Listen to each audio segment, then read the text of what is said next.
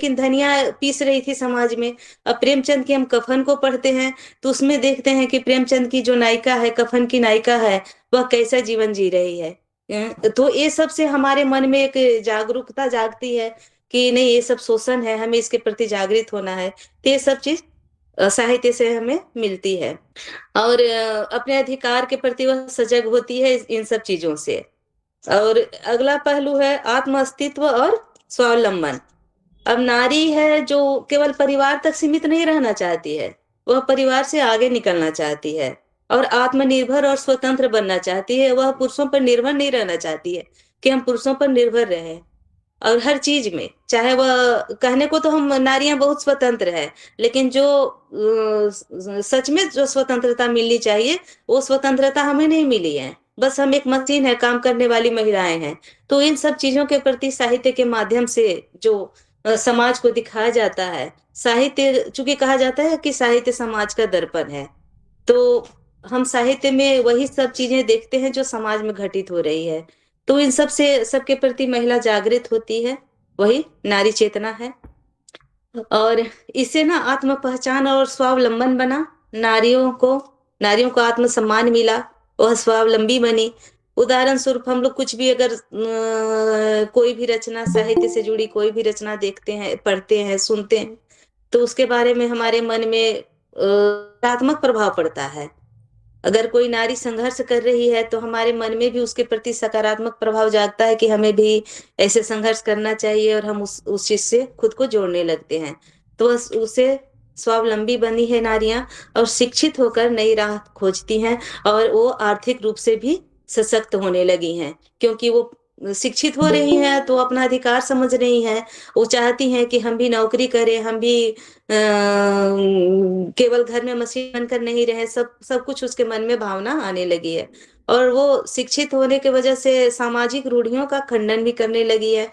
जैसे हमारा समाज पितृसत्तात्मक समाज था, और पितृसत्तात्मक समाज में पुरुषों का ही वर्चस्व था। हम लोग, इस जो स्त्रियां हैं वह उनके बंदिश में ही बंधी हुई रहती थी। लेकिन और उसका वो खंडन करती है, खुद की अपनी पहचान बनाती है नारियां। और बाल विवाह है, बाल विवाह का भी विद्रोह कर रही है, विरोध कर रही है नारियां। सती प्रथा जैसे अमानवीय परंपराओं को भी वह नकार रही है, उसे वह स्वीकार नहीं करती है। तो इसके माध्यम से, साहित्य के माध्यम से नारियों में बहुत जागरूकता फैली है। और फिर है यौन शोषण और इसके और शोषण के मुद्दे। नारियों पर जो शोषण होते आए हैं, तो वो भी साहित्य में बहुत अच्छे से दिखाया जाता है, खासकर महिला लेखिकाओं द्वारा। बहुत सारे ऐसे रचनाएं हैं, जैसे मन्नू भंडारी की है, आपका बंटी है, चाहे महादेवी वर्मा की रचनाओं में हम पढ़ सकते हैं। इस तरह की बहुत सारी लेखिकाएं हैं जिन्होंने लिखा है कि शोषण के विरुद्ध कैसे नारियां विद्रोह करती है, और वो व्यक्तिगत स्वतंत्र होना चाहती है। वह नहीं चाहती है किसी परिधि में रहे, वह अपनी इच्छाओं और आकांक्षाओं को व्यक्त करके ना केवल परंपरागत नारी के बंधन में नहीं बंधी रहना चाहती है।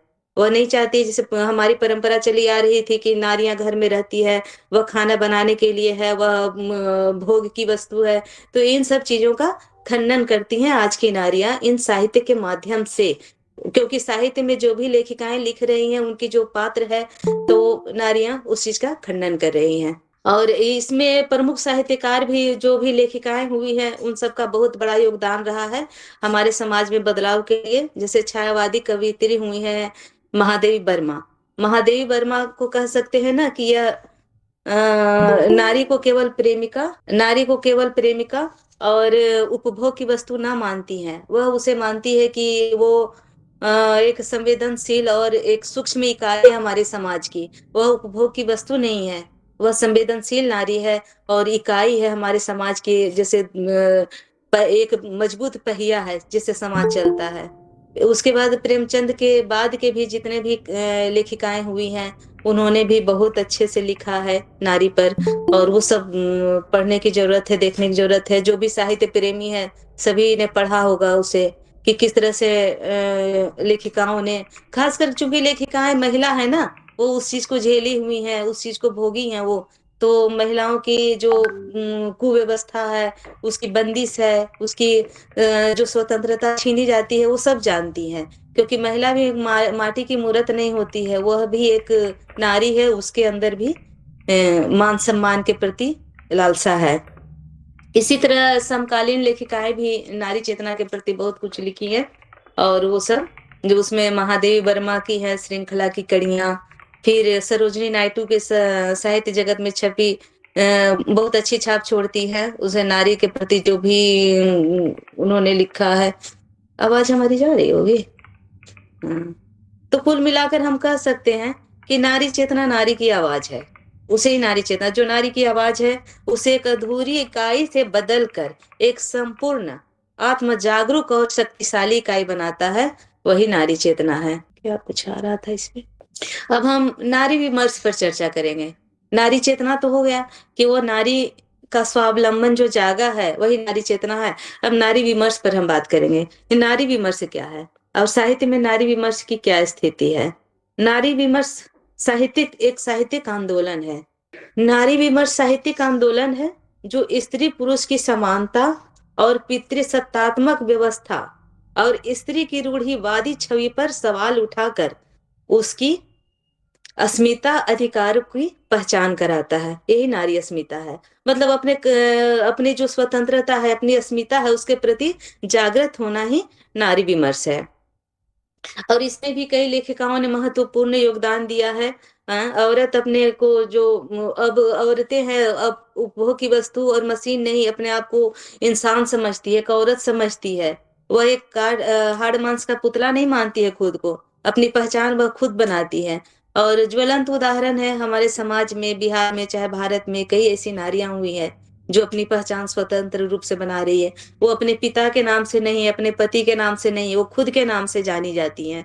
तो नारी विमर्श यही है। नारी विमर्श पे भी लेखिकाओं ने बहुत कुछ लिखा है, और इसे हम मतलब महादेवी वर्मा से ही हम मान सकते हैं। महादेवी वर्मा है, मैत्रेयी पुष्पा है, प्रभा खेतान है, ममता कालिया है। इन लोग को अगर इन लोगों की रचनाओं को अगर आप पढ़ें तो नारी विमर्श को बहुत अच्छे से जान जाए कि नारी विमर्श है क्या। इन लेखिकाओं ने नारी को एक स्वतंत्र सत्ता के रूप में स्थापित किया है अपनी रचनाओं में, जिसे वह अबला से सबला बनी है और आर्थिक और उसे सामाजिक स्वतंत्रता मिली है। अब है इसका हमारा मान सकते हैं कि हिंदी साहित्य में स्त्री विमर्श की शुरुआत वही छायावादी कवियत्री, छायावाद के कहा गया है कि चार स्तंभ है, प्रसाद, पंत, निराला और महादेवी। तो महादेवी ने ही सर्वप्रथम नारी विमर्श पर लिखना शुरू किया था, क्योंकि वो नारी थी और एक वो विधवा नारी थी। उनका ना उनके पति थे और ना उनके बच्चे थे, वो एकांकी जीवन व्यतीत करती थी। तो उस दुख को, उस दर्द को महादेवी ने समझा था कि किस तरह से नारी जूझती है समाज से, किस तरह से वो अकेले एक अबला होकर उसे समाज के सामने झुकना पड़ता है। तो चूंकि वो तो बुद्धिजीवी थी, आधुनिक युग की मीरा भी थी, उन्होंने बहुत कुछ लिखा और बहुत अच्छे से लिखा है इस महादेवी जी ने।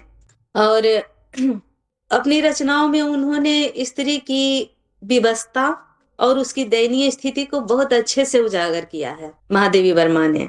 और उसी समय हुए थे छायावाद के ही एक स्तंभ थे सुमित्रा नंदन पंत। उन्होंने लिखा था कि नारी तुम केवल श्रद्धा हो, विश्वास रजत नग पद तल में, पीयूष स्रोत सी बहा करो जीवन के सुंदर समतल में। तो नारी को एक श्रद्धा की मूर्त मानते थे। इसके विपरीत जो इसका नहीं, सॉरी, सुमित्रा नंदन पंत नहीं, जयशंकर प्रसाद ने, सॉरी, जयशंकर प्रसाद ने लिखा था अपने इसमें कामायनी में कि नारी तुम केवल श्रद्धा हो, विश्वास रजत न पदतल में, पीयूष स्रोत सी बहा करो जीवन के सुंदर समतल में। तो नारी को केवल श्रद्धा की वस्तु मानते थे, पूजनीय वस्तु मानते थे, कोमल भावना की वस्तु मानते थे। नारी ऐसी होती है जिसमें केवल कोमल कोमल भावनाएं हैं, वह उसे गुस्सा नहीं आता है, वह समाज में बाहरी दुनिया से लड़ नहीं सकती है, उसे मतलब उतनी शक्ति नहीं है, उसमें ताकत नहीं है, उसमें आत्मबल है। इन सब परिभाषा से परिभाषित करते थे। लेकिन महादेवी वर्मा ने नारियों की एक अपनी पहचान दिलाई अपनी रचनाओं में। फिर इनका यही उद्देश्य था कि पितृसत्ता द्वारा थोपे गए बंधनों, जैसे अबला, देवी या शूद्र जैसी रूढ़ियों को तोड़ना और स्त्री को एक जीवंत सत्ता के रूप में स्थापित करना चाहती थी। अब ये नारी विमर्श हो गया। नारी अस्मिता क्या है? यह केवल पुरुष विरोधी नहीं बल्कि पुरुष वर्चस्व का विरोध है।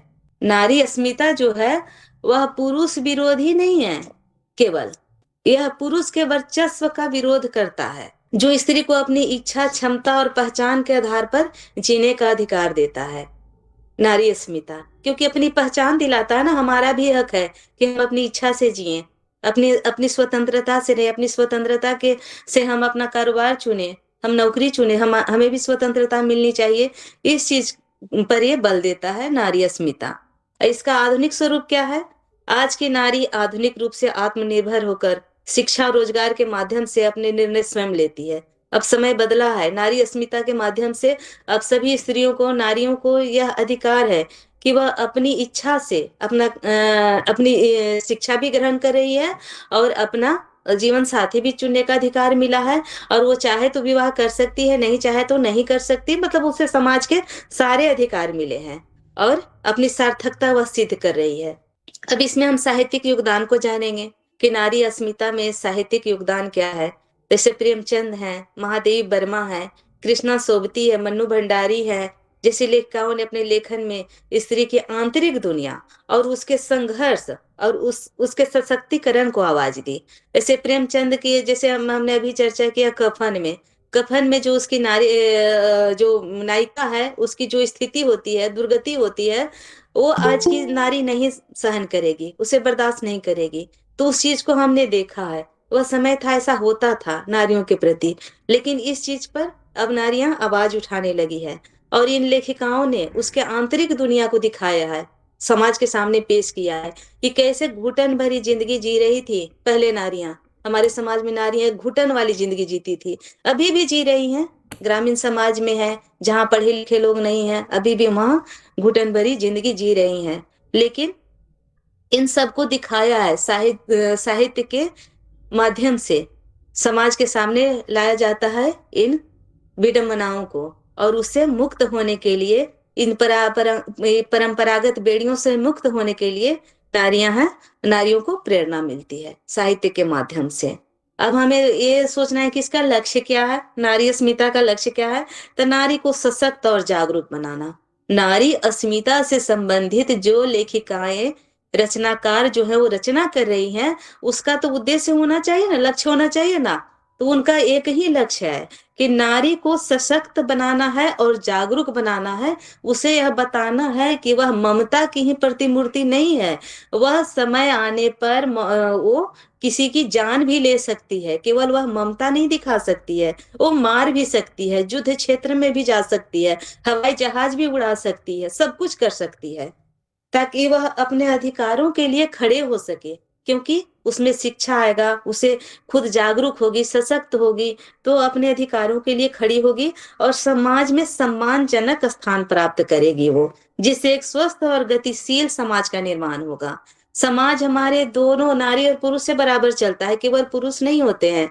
लेकिन वो सत्ता बनाए बैठे थे कि हम ही है समाज के कर्ता धर्ता। तो इस चीज से, और नारियां उनकी बेड़ियों में बंधी होती थी, लेकिन अब नारियां इस चीज से निकल रही है, इन लेखिकाओं के रचनाओं के माध्यम से जागृत हो रही हैं और इन सब चीजों से वो बाहर निकल रही हैं। अतः मतलब हम ऐसा संक्षेप में यह सोच सकते हैं कि नारी अस्मिता का सवाल साहित्य में स्त्री की चेतना, उसकी चेतना को जगाना है, उसके आत्मसम्मान को दिखाना है और उस समाज में जो उसकी वास्तविक स्थिति है उसको स्थापित करना है। इसका मुख्य उद्देश्य यही है, जो उसे मतलब एक इस रचना के माध्यम से नारियां इन सब बेड़ियों से मुक्त हो रही है और रूढ़िवादी पिंजरे से निकलकर स्वतंत्र अस्तित्व की ओर जा रही है। ये नारी चेतना, नारी अस्मिता के प्रति हमारा टॉपिक ये क्लियर हो गया। अब हम अगला बिंदु पर ध्यान देंगे। इसमें कहीं कुछ ये होगा, मतलब किसी तरह के कोई प्रश्न होगा तो आप मैसेज कर दीजिएगा। अब हम अगला बिंदु पर ध्यान देंगे ना, कि बीपीएससी इंटरव्यू में महिला उम्मीदवारों से जुड़े समसामयिक सामाजिक प्रश्न। आप लोग समझ रहे हैं, सुनाई दे रहा होगा सबको हमारी आवाज? हाँ मैम, आवाज आ रही है आपकी। हाँ, किसी तरह कुछ प्रश्न होगा तो मैसेज कर देंगे। अभी हम लोग अब अगला बिंदु पर विचार करेंगे। ये महिला अस्मिता, महिला चेतना से संबंधित तो बातें आप लोग को समझ में आ गई कि अस्मिता क्या है और नारी विमर्श क्या, हर चेतना क्या है। बस इसी चीज को समझना है, और इससे संबंधित प्रश्न पूछा जा सकता है कि किस तरह से साहित्य को जोड़ा जा रहा है। तो हम कफन का उदाहरण दे सकते हैं। दो चार रचनाकारों को थोड़ा पढ़ लीजिएगा, जैसे मन्नू भंडारी है, तो वो किस तरह का लिखती हैं। सब नारी चेतना से ही संबंधित लिखी है, नारी अस्मिता पर ही सबके रचनाओं में है लगभग। जैसे मन्नू भंडारी का है आपका बंटी, उसमें है कि स्त्री और पुरुष दोनों कैसे एक दूसरे से होते, जो आपसी अंतर्द्वंद है दोनों को, दोनों के बीच जो रिश्तों में कड़वाहट आ रही है, तो उस पर ये दिखाता है। तो उसमें भी नारी कम नहीं है, वो क्यों किसी के सामने झुके।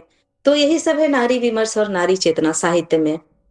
अब अगला बिंदु हम ध्यान देंगे कि जैसे आप लोग से पूछा इंटरव्यू में, जो महिला उम्मीदवार हैं खासकर, उनसे किस तरह के सवाल पूछे जा सकते हैं, महिला से ही संबंधित पूछे जा सकते हैं कि आप महिला हैं, आपको क्या करना है, कैसे करना है, आप जिस पद पे जा रही हैं, तो इस तरह की समस्याएं आएंगी, उस तरह की समस्याएं आएंगी। तीन सब चीजों पर आप लोग से पूछा जा सकता है। तो इस बिंदु में हम देखेंगे कि महिला उम्मीदवारों से जुड़े समसामयिक सामाजिक प्रश्नों में, मतलब कैसे प्रश्न होते हैं, तो उसमें होंगे कि महिला सशक्तिकरण से जुड़े प्रश्न हो सकते हैं, लैंगिक समानता से जुड़े प्रश्न हो सकते हैं, और कार्यस्थल पर चुनौतियां भी हो सकती हैं। जैसे हम कल एक फिल्म देख रहे थे, रानी मुखर्जी की मर्दानी टू। तो उसमें मतलब जिन परिस्थितियों का सामना पड़ना करना पड़ सकता है, वह एसपी है शायद उस मूवी में, और कैसे कैसे विषम परिस्थितियों का सामना करती है, उसमें भी हमें नारी चेतना दिखाई दिया और नारी विमर्श दिखाई दिया कि समाज उसको स्वीकार नहीं कर रहा है कि हम महिला होकर एसपी बनी है, ये क्या कर लेगी। तो ये सब चीजें, इन सब चीजों से हमें सीख मिलती है कि हमें किस तरह से परिस्थिति पर नियंत्रण करना है, और अपने आप को मजबूत रखना है, झुकना नहीं है कहीं किसी के सामने। तो इस तरह के प्रश्न आ सकते हैं।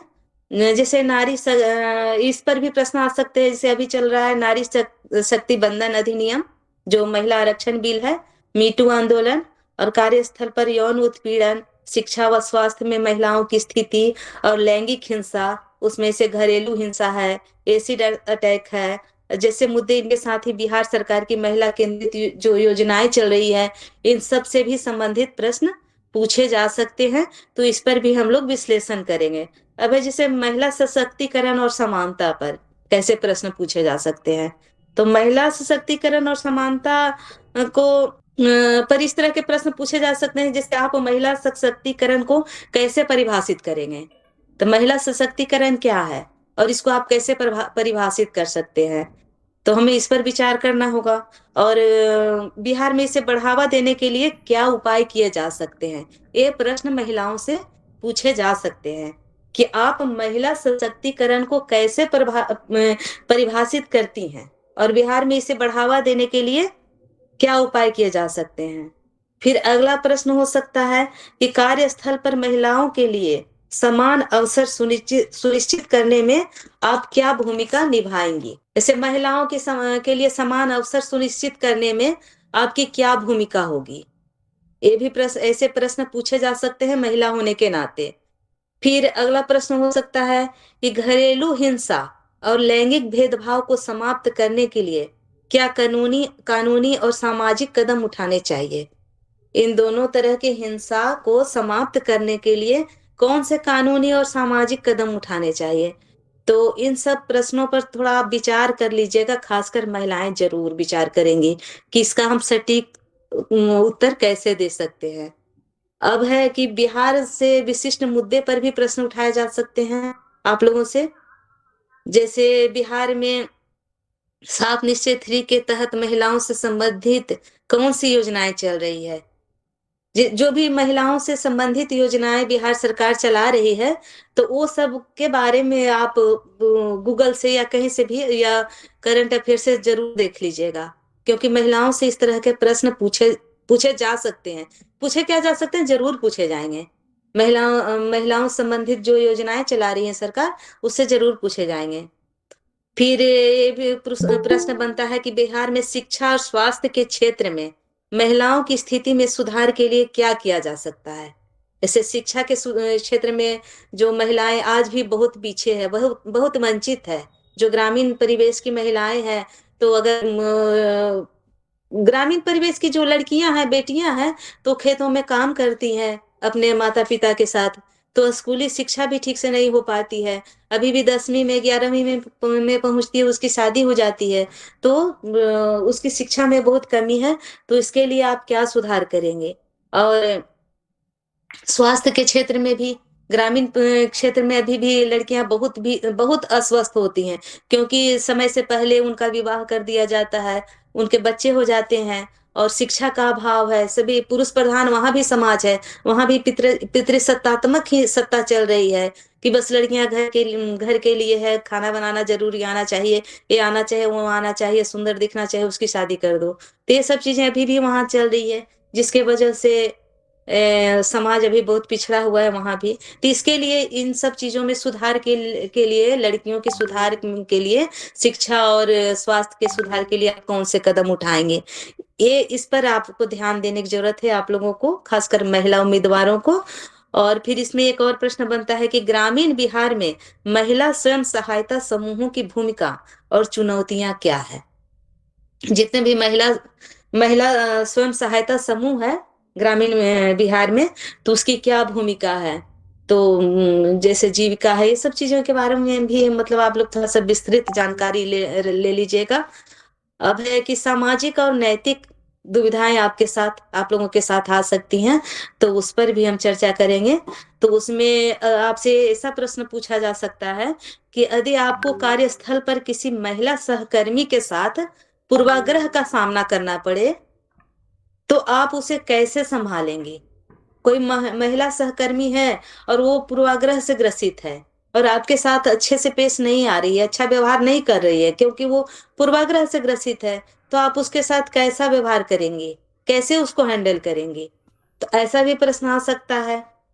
फिर ये प्रश्न भी आ सकता है कि भ्रष्टाचार के मामलों में, खासकर जब वे महिलाओं को प्रभावित करते हो, तो आपकी क्या प्रतिक्रिया होगी?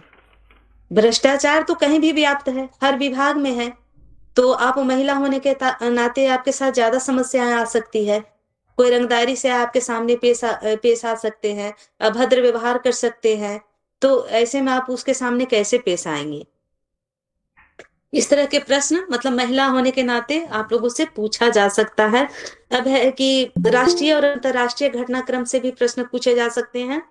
उसमें है, नारी शक्ति वंदन अधिनियम के सामाजिक, आर्थिक और राजनीतिक प्रभावों का विश्लेषण करें। ये प्रश्न बनता है कि नारी शक्ति वंदन अधिनियम के तहत आप सामाजिक, आर्थिक और राजनीतिक प्रभाव क्या है, इसके बारे में आप बताएं। फिर ये प्रश्न बनता है कि अंतर्राष्ट्रीय महिला दिवस और भारतीय समाज में लैंगिक समानता के लिए इसके महत्व पर अपने विचार व्यक्त करें। अंतर्राष्ट्रीय महिला दिवस मनाया जाता है 8 मार्च को, और जो भारतीय समाज में लैंगिक समानता है, इस पर अपने विचार व्यक्त कीजिए। तो इसके, इन सब प्रश्नों के उत्तर के लिए, अच्छे से समझने के लिए, और आप लोग एक चीज ध्यान रखिए कि आप लोग के पास ज्ञान बहुत है, आप लोग के पास ज्ञान बहुत है, तभी आप बीपीएससी निकाल कर यहाँ तक पहुंचे हैं। मेंस में भी आप लोग, मुख्य परीक्षा में भी आप लोग उत्तीर्ण हो चुके हैं, तब यहाँ तक पहुंचे हैं। तो आप लोग से जो साक्षात्कार होगा, वह आपके ज्ञान के लिए नहीं, आपकी बुद्धिमानी का परख होगा। उसमें आप कितने बुद्धिमान है ये देखा जाएगा। तो उत्तर देने का आपका अंदाज कैसा होना चाहिए, ढंग कैसा होना चाहिए, इन सब चीजों पर भी आपको ध्यान देना पड़ेगा। और ये सब जो प्रश्न बनते हैं सामाजिक मुद्दे पर और महिला से संबंधित, तो इसके लिए आप लोग को थोड़ा सा पढ़ना पड़ेगा। करंट अफेयर्स जो है बिहार से संबंधित, उसको आप अच्छे से पढ़ लें। और सरकारी योजनाएं जितनी अभी चल रही हैं, हाल फिलहाल में नवीनतम योजनाएं और जो शुरू होने वाली हैं, इन सब के बारे में जानकारी ले लें। और विकास और सामाजिक मुद्दों पर ध्यान दें, जो समाज में सामाजिक मुद्दे भी चल रहे हैं, बस उस पर ध्यान दें, क्योंकि यही सबसे प्रश्न पूछा जाएगा। फिर और है कि सकारात्मक और संतुलित दृष्टिकोण रखें, अपने जवाब देने में सकारात्मक सोच रखें, नकारात्मक एकदम नहीं आने दे, निगेटिविटी एकदम मन में हावी नहीं होने दे, सकारात्मक सोच रखें। और उसका समस्या के साथ साथ समाधान पर भी जोर दे। और और ये टॉपिक तो हम इस बिंदु पर और क्या चर्चा करें, आप लोग इस पर पढ़ लीजिएगा। और महिला उम्मीदवारों को इस पर ज्यादा प्रश्न पूछना है, इसलिए वो पूछे जाएंगे ऐसे प्रश्न। इसलिए खुद को तैयार रखें और बढ़िया से सटीक उत्तर देने के लिए तैयार रहें। अब हम अगले बिंदु की ओर जाएंगे। अगला बिंदु है हमारा महिला पात्रों और महिला लेखिकाओं का प्रशासनिक दृष्टि से विश्लेषण। इससे भी संबंधित प्रश्न पूछे जा सकते हैं आप लोगों से कि महिला पात्रों और महिला लेखिकाओं का प्रशासनिक दृष्टि में क्या महत्व है। ठीक है। महिला अभ्यर्थी हो या पुरुष अभ्यर्थी हो, सबको तो जाना है बढ़िया से ही, ढंग के ही कपड़े पहनकर। लेकिन महिलाओं के लिए कि थोड़ा सा तो ध्यान देने की बात है कि और सर सभी तो यहाँ पहुंचे हैं इतने पढ़ लिख कर, और यहाँ तक पहुंचे तो सबको पता भी होगा कि कपड़े होने चाहिए शालीनता से। जैसे साड़ी हो या सलवार सूट हो, जिस पर कंफर्टेबल लगे। नहीं सर, अच्छा। नहीं जाती, खोल के जाती हूँ। नहीं तो बेहतर हो, हमें तो लगता है कि साड़ी ही पहने। लेकिन अभी तो ठंडी है, जनवरी में अगर साक्षात्कार होगा तो ठंडी का मौसम होगा तो सलवार सूट भी पहन सकती हैं जिस पे कंफर्टेबल लगे। और ये ऐसे कपड़े नहीं कि खूब चमक चकाचौंध से हो, शालीनता से। जैसे गोल्ड कलर में या लाइट कलर, हल्के कलर के ही कपड़े पहने जा सकते हैं। हल्का पिंक हो या हल्के भूरे रंग के कपड़े हो, ये सब कपड़े तो ज्यादा अच्छे लगते हैं और कंफर्टेबल भी लगते हैं। और बाल वाल थोड़ा सलीके से बंधे होना चाहिए। कोई ये नहीं है कि लंबे बाल है तो खुले हो, चाहे से हो लटके झटके में। वो सब नहीं, लंबे बाल हो तो जुड़े भी बना सकती है, छोटे बाल हो तो पीछे चोटी भी बना सकती हैं। और मेकअप भी ऐसा होना चाहिए जो सिंपल हम लोगों का होता है। तो मेकअप तो हाई मेकअप नहीं होना चाहिए जो आंखों को चुभे। तो मैम, हाँ जी। मैम मुझे लगता है कि हम लोग पे ये सब पे बात होना चाहिए मैम, किस जैसे कि वो ग्रामीण क्षेत्र में जो अभी स्वयं सहायता ग्रुप है उसकी क्या क्या भूमिका और होनी चाहिए, कैसे बढ़ा सकते हैं, या शिक्षा या स्वास्थ्य के क्षेत्र में क्या क्या हम सुधार कर सकते हैं। मैम आप हाँ अगर थोड़ा तो बता देती तो अच्छा होता मैम। इस पर, ये सब पर ना तो विस्तृत चर्चा करना पड़ेगा। और हम तो कुछ बिंदु ही रखे हैं, जितना इतना ही काफी है। बहुत सारे बिंदु हम नोट किए हैं कि इतने बिंदु पर हमें चर्चा करना है। तो वो सब तो जितने भी ग्रामीण महिलाओं से संबंधित योजनाएं चल रही है, तो उसको तो थोड़ा सा खुद भी ध्यान दे दीजिएगा कि कौन कौन सी योजना है और वो योजना का कार्य क्या है। हाँ, ठीक है मैम। तो ये जब हम ये साक्षात्कार के लिए जाएंगे तो सभी तो इतने समझदार तो है ही कि कपड़े का चुनाव लोग कर ही लेंगे, लेकिन चोटी बंधा हुआ ना चाहिए ढंग से। और बहुत गहने वहने नहीं होने चाहिए, बस सिंपल सा जो हम लोग पहनते हैं छोटी मोटी चीज, मतलब जो बिहार की या भारत की लड़कियां जितनी पहनती है कंफर्टेबल में ही, बस उतने ही होनी चाहिए। नहीं कि झुमका हो या बड़े बड़े कान में कील हो, ये सब चीज नहीं होनी चाहिए। और जब हम अंदर प्रवेश करें तो आत्मविश्वास होना चाहिए। जैसे सबसे पहले दरवाजा नॉक करना है, तो ये सब चीजें तो हमको लगता है कि सबको पता होगा, हमें नहीं लगता है सब बताने की जरूरत है कि कैसे दरवाजा नॉक करना है, फिर कैसे अंदर प्रवेश करना है, फिर क्या बताना है कि मैं आई कम इन सर, अंदर शालीनता से चलकर जाना है। फिर वहां जब बैठने के लिए कहा जाए तो बैठना है। और अगर ना कहा जाए तो फिर ज्यादा देर इंतजार भी तो नहीं कर सकते हैं ना। कहा गया कि बैठिए तो बैठना भी है। लेकिन जो मुद्रा होनी चाहिए वो संतुलित होनी चाहिए, सहज होनी चाहिए और आत्मविश्वास से भरा होना चाहिए। और जो बोर्ड के मेंबर वहां बैठे हैं वो तो सब जो हमारे साक्षात्कार के मेंबर हैं, वो तो बहुत मंजे हुए सब हैं, इंसान हैं। तो वो तो एक एक चीज देखेंगे परखेंगे।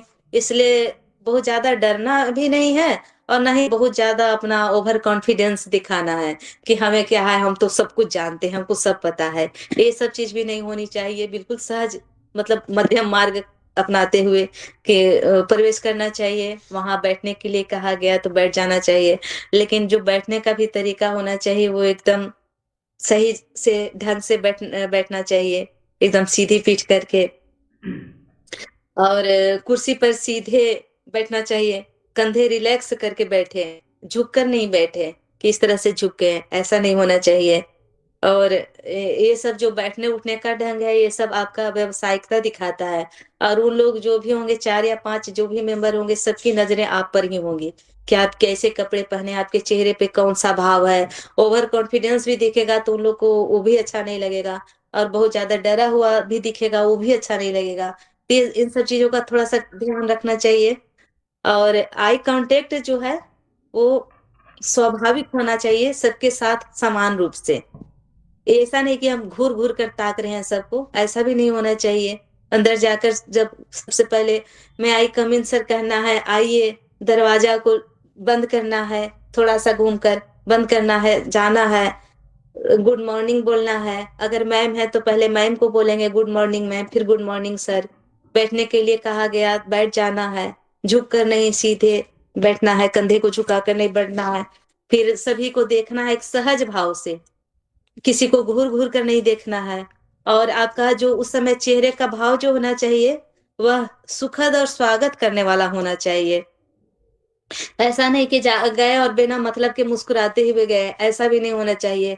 और ना ये भी होना चाहिए कि बहुत ज्यादा हम गंभीर बने हुए हैं, ऐसा भी नहीं। बस सब चीज में सहज होना चाहिए।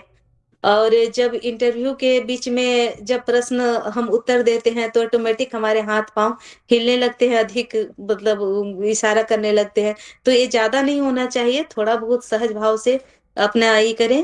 लेकिन ये नहीं कि बहुत ऐसे ऐसे से हाथ इधर उधर करके हम अपनी बात को समझा रहे हैं, तो ऐसा भी नहीं होना चाहिए।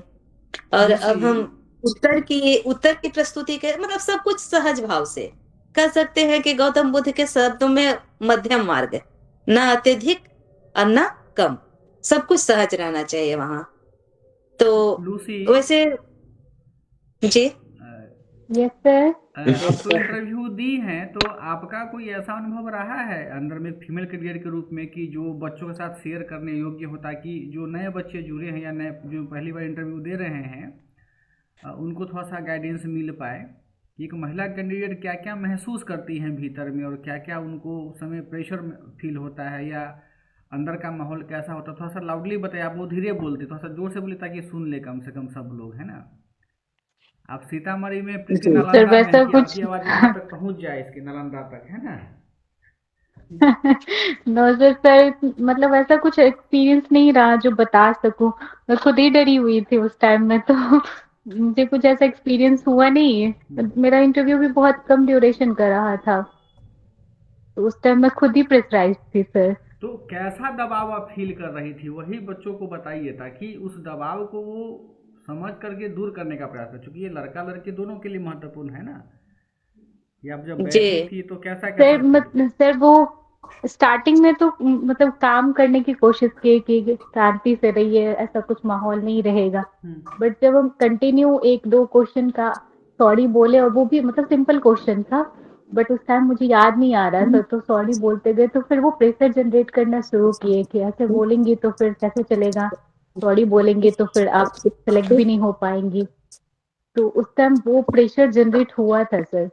तो ये होना चाहिए कि हो सकता है कि मेरे फेस पे वो दिखा हो, जो वो प्रेशर देना चाह रहे हो वो दिख रहा हो फेस पे, तो वो नहीं दिखना चाहिए सर। उसका हो सकता है नेगेटिव इम्पैक्ट पड़ता हो कितना कि फेस मार्क्स पे मिला वो था आपको? दिख रहा है। मेरा 64 या 68 था। प्रीति, ये मैथिली में सबसे हाईएस्ट स्कोर लड़की है, 200 कितना 20 आया था ना लूसी। नहीं सर 200 आया था। 200 आया था वो इसमें ऑप्शनल वाले मीन्स में। अच्छा, 67 वाले में। 67 में। हाँ हाँ हाँ। हाँ हाँ। 67 में। ये तो अब बहुत अच्छा लग रहा है सर, सब अपने अनुभव साझा करें तो सबकी हाँ समस्या ये हल हो जाएगी समस्या हल हो सर। जाएगी सर। हाँ, क्योंकि हाँ, यहाँ तो क्योंकि बात यहाँ तो छिड़ बात रही है। छिड़ रही है। क्या हो गया। हमारी आवाज तो तुम्हारी जा रही आवाज है। तो आ रही है। Hello sir. मैं भी ma'am good evening sir, good evening. मैंने भी लास्ट टाइम सर दिया था इंटरव्यू, तो मैं भी चाहूंगी अपना अनुभव शेयर करना जो किसी के काम आ सके। जी जी बिल्कुल। जी जी तो सर मैम, मैंने जब एंट्री की थी तो वहाँ एंट्री करने के लिए वो दरबान होते हैं, वो लोग गेट ओपन करते हैं, हमें गेट नहीं ओपन करना होता है। और फिर उसके बाद हमें सिर्फ एंट्री करने के लिए मे आई कम इन पूछना होता है। फिर उसके बाद एंट्री करने के बाद वो लोग खुद ही फिर हम उनको गुड इवनिंग, गुड मॉर्निंग या गुड आफ्टरनून जो भी होता है बोलते हैं। और फिर उसके बाद वो लोग बोलते हैं बैठने के लिए, तो फिर हम बैठते हैं और थैंक यू उनको बोलते हैं। फिर जो चेयरपर्सन सर होते हैं, सर या मैम, तो मेरा भगत सर के बोर्ड में था, तो उन्होंने फिर क्वेश्चन स्टार्ट किया। ऑप्शनल ग्रेजुएशन, सबसे पहले ग्रेजुएशन पूछा था, कहाँ से किया, कब किया, किस सब्जेक्ट में किया। तो मैम, क्योंकि मैं मैरिड हूँ और मेरा 10 साल हो चुके हैं ग्रेजुएशन किए हुए, तो इसलिए मुझसे फिर इससे रिलेटेड ज़्यादा क्वेश्चन नहीं पूछा कि क्यों लेट हुआ, नहीं तो और अमूमन पूछा जाता है कि इतना लेट क्यों हुआ। और फिर उसके बाद मेरा पोस्ट प्रेफरेंस था एजुकेशन सर्विस, तो उससे रिलेटेड क्वेश्चन पूछे गए।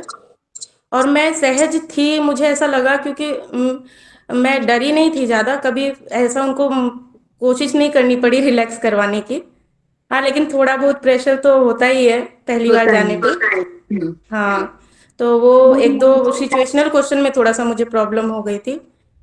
बाकी ओवरऑल ठीक ही ठाक चला था, मुझे लग रहा है 15 मिनट से एक्स्ट्रा ही चला था मेरा इंटरव्यू। अच्छा। तो मैम ठीक ही था, मेरे में 3 मेंबर थे बस। तो एक सर ने तो बहुत ज़्यादा पूछा था, और चेयरपर्सन सर ने मीडियम पूछा था, और एक सर ने बहुत कम पूछा था क्वेश्चन। ये उन लोग के ये उन मूड लोग पर के भी मूड निर्भर पर भी करता निर्भर है। करता है। जी मैम। जैसा उन लोग का जैसा मूड उन लोग का होता मूड है होता है, उसी तरह का उसी तरह प्रश्न का पूछते प्रश्न हैं। पूछते हैं। एक जी मिनट, मैम। हमारी एक मिनट, आवाज हमारी वापस आवाज कट आ वापस रही है, कट हम आ रही फिर है, हम करते फिर हैं। करते हैं। फिर से जुड़ते फिर से हैं। जुड़ते हैं। हाँ मैम, जब तक मैम जब जुड़ती तक हैं जुड़ती हैं, मैं अपना मैं अपना एक्सपीरियंस शेयर एक्सपीरियंस करती हूँ। शेयर करती हूँ। हाँ जी। लास्ट टाइम लास्ट टाइम 69 में जब मेरा 69 में जब इंटरव्यू मेरा था, इंटरव्यू था, तो वहाँ पे तो वहाँ पे चेयरपर्सन अरुण चेयरपर्सन भगत सर अरुण थे, भगत सर थे। लेकिन वहाँ हाँ, पे लेकिन एक वहाँ पे मेंबर एक फीमेल मेंबर थी। फीमेल थी। तो जब मैं अंदर मैं गई अंदर थी गई थी। मैम तो मैम को पहले मैं विश की। तो जब मैम को मैं पहले विश की, तो बाद में मैं चेयरपर्सन सर को की। तो उन्होंने मुझसे पूछा ऐसा कि आपने ऐसा क्यों किया। तो मैं बोली कि मैम मेरे सामने खड़ी हैं और एज ए फीमेल मेरे लिए वो रोल मॉडल हैं, इसलिए मैंने पहले मैम को विश किया, ऐसा उन्होंने पूछा। उसके अच्छा। बाद तो एज ए टीचर, मैं टीचर हूँ मैम, तो मेरे वर्क प्रोफाइल से ही प्रोफाइल पूछा से ही था। और उसमें भी मैं SC ST वेलफेयर में टीचर हूँ, एजुकेशन डिपार्टमेंट में नहीं हूँ मैं। तो अच्छा। उसके रिगार्डिंग क्वेश्चंस पूछे गए थे। और मेरा जहाँ तक अनुभव रहा मैम, जैसे ये मेरा 3 इंटरव्यू हो चुका है, तो मेरा सबसे जो अनुभव रहता है मैम, वो मुझे लगता है ना कि मार्क्स इसलिए नहीं कटते कि मैंने आंसर नहीं दिए, बल्कि हम्म। मार्क्स इसलिए कम आता है ना कि मैंने कौन सा रिप्लाई गलत तरीके से कर दिया। अच्छा। मतलब मुझे ऐसा लगता है बाद में आके कि मुझे इस चीज को रिप्लाई नहीं करना था, जो मुझे नहीं पता है उसका रिप्लाई नहीं करिए, गेस नहीं नहीं करिए। करिए, ये कुछ भी नहीं बोलिए उसको। हम्म। नहीं आता है उसको ये बोल दीजिएगा कि नहीं सॉरी सर, मुझे नहीं आता है, मैं अगली बार देख लूंगी, ऐसे कुछ भी। लेकिन हाँ गलत रिप्लाई करने से हमेशा बचें। हाँ, क्योंकि ये ये मेरा साक्षात्कार एक्सपीरियंस है। है। ये पर्सनालिटी चेक है, आपके व्यक्तित्व की जांच है। ज्ञान की जांच नहीं है, बुद्धिमत्ता की जांच है कि आप कितने बुद्धिमान हैं। तो शायद हो सकता है, ये तो पर्सनालिटी जांच ही है। तो इन सब बातों का तो आप अच्छा कि आप लोगों को अनुभव है तो बताएं, तो उससे आगे वाले भी लाभान्वित होंगे। जब आप लोग 2 बार 3 बार जा चुकी हैं और आपको ये महसूस हो गया है कि हम कहाँ गलती किए हैं, तो उस चीज को सुधारना है आगे के इंटरव्यू में। और हमें उत्तर कैसे देना है, तो इसका भी ख्याल रखना है कि उत्तर व्यवस्थित हो और सटीक हो, और लंबी व्याख्या ना हो। लंबी व्याख्या से बचना चाहिए। जो भी प्रश्न पूछा जाए उसका उत्तर एकदम सटीक हो देना चाहिए, और एकदम व्यवस्थित तरीके से देना चाहिए। लंबी व्याख्या, उस पर टीका टिप्पणी नहीं करना है, नहीं तो उसमें हम खुद फंस सकते हैं। फिर है उसमें ईमानदारी भी दिखाना है। जैसा कि अभी प्रीति ने कहा कि मुझे लगता था कि हर सवाल का हमने जवाब दिया, तो हो सकता है कहीं उनमें ईमानदारी नहीं दिखी, जैसे जो चीज हमें नहीं पता है तो हम ईमानदारी पूर्वक कह सकते हैं कि सॉरी सर, हमें नहीं, इसकी अच्छे से जानकारी हमें नहीं है। और मनगढ़ंत बातें अगर हम वहां बनाने लगे तो मुझे तो मतलब वो तो समझ ही जाते हैं ना, वो पर्सनालिटी चेक करने के लिए ही तो बैठे हैं, वो समझ जाते हैं, सबकी नजरें होती हैं एक अभ्यर्थी पर, तो वो तो समझ जाते हैं। तो इन सब चीजों से बचना चाहिए और ईमानदारी दिखानी चाहिए कि हमें जो चीजें नहीं आती हैं तो उसके बारे में हम कह देंगे कि मुझे सॉरी, हमें इसकी जानकारी नहीं है। तो इससे हमारी ईमानदारी दिखती है। फिर इसमें अगला हम ध्यान देंगे कि हमारा जो दृष्टिकोण है वह संतुलित रहे, संवेदनशील मुद्दों पर संतुलित और तार्किक जवाब दें, ना कि अपने मन से हम कुछ नहीं बता सकते हैं, जो तर्क संगत ही उत्तर हमारा होना चाहिए और उसका हम समर्थन तथ्य से कर सकते हैं, अपने मनगढ़ंत बातों से नहीं कर सकते हैं। क्योंकि ये समाज और ये जो हम सामने बैठे हैं वो बहुत बड़े विद्वान हैं यहाँ। और इंटरव्यू में एक चीज और हम ध्यान रखेंगे कि हम शांति पूर्वक बैठे, शांत से, और जो भी हम जवाब दें उसका शांति से जवाब दें, ना कि एकदम हड़बड़ाहट में हम आधा प्रश्न सुने आधा नहीं सुने और उस पर हम तुरंत स्टार्ट हो गए।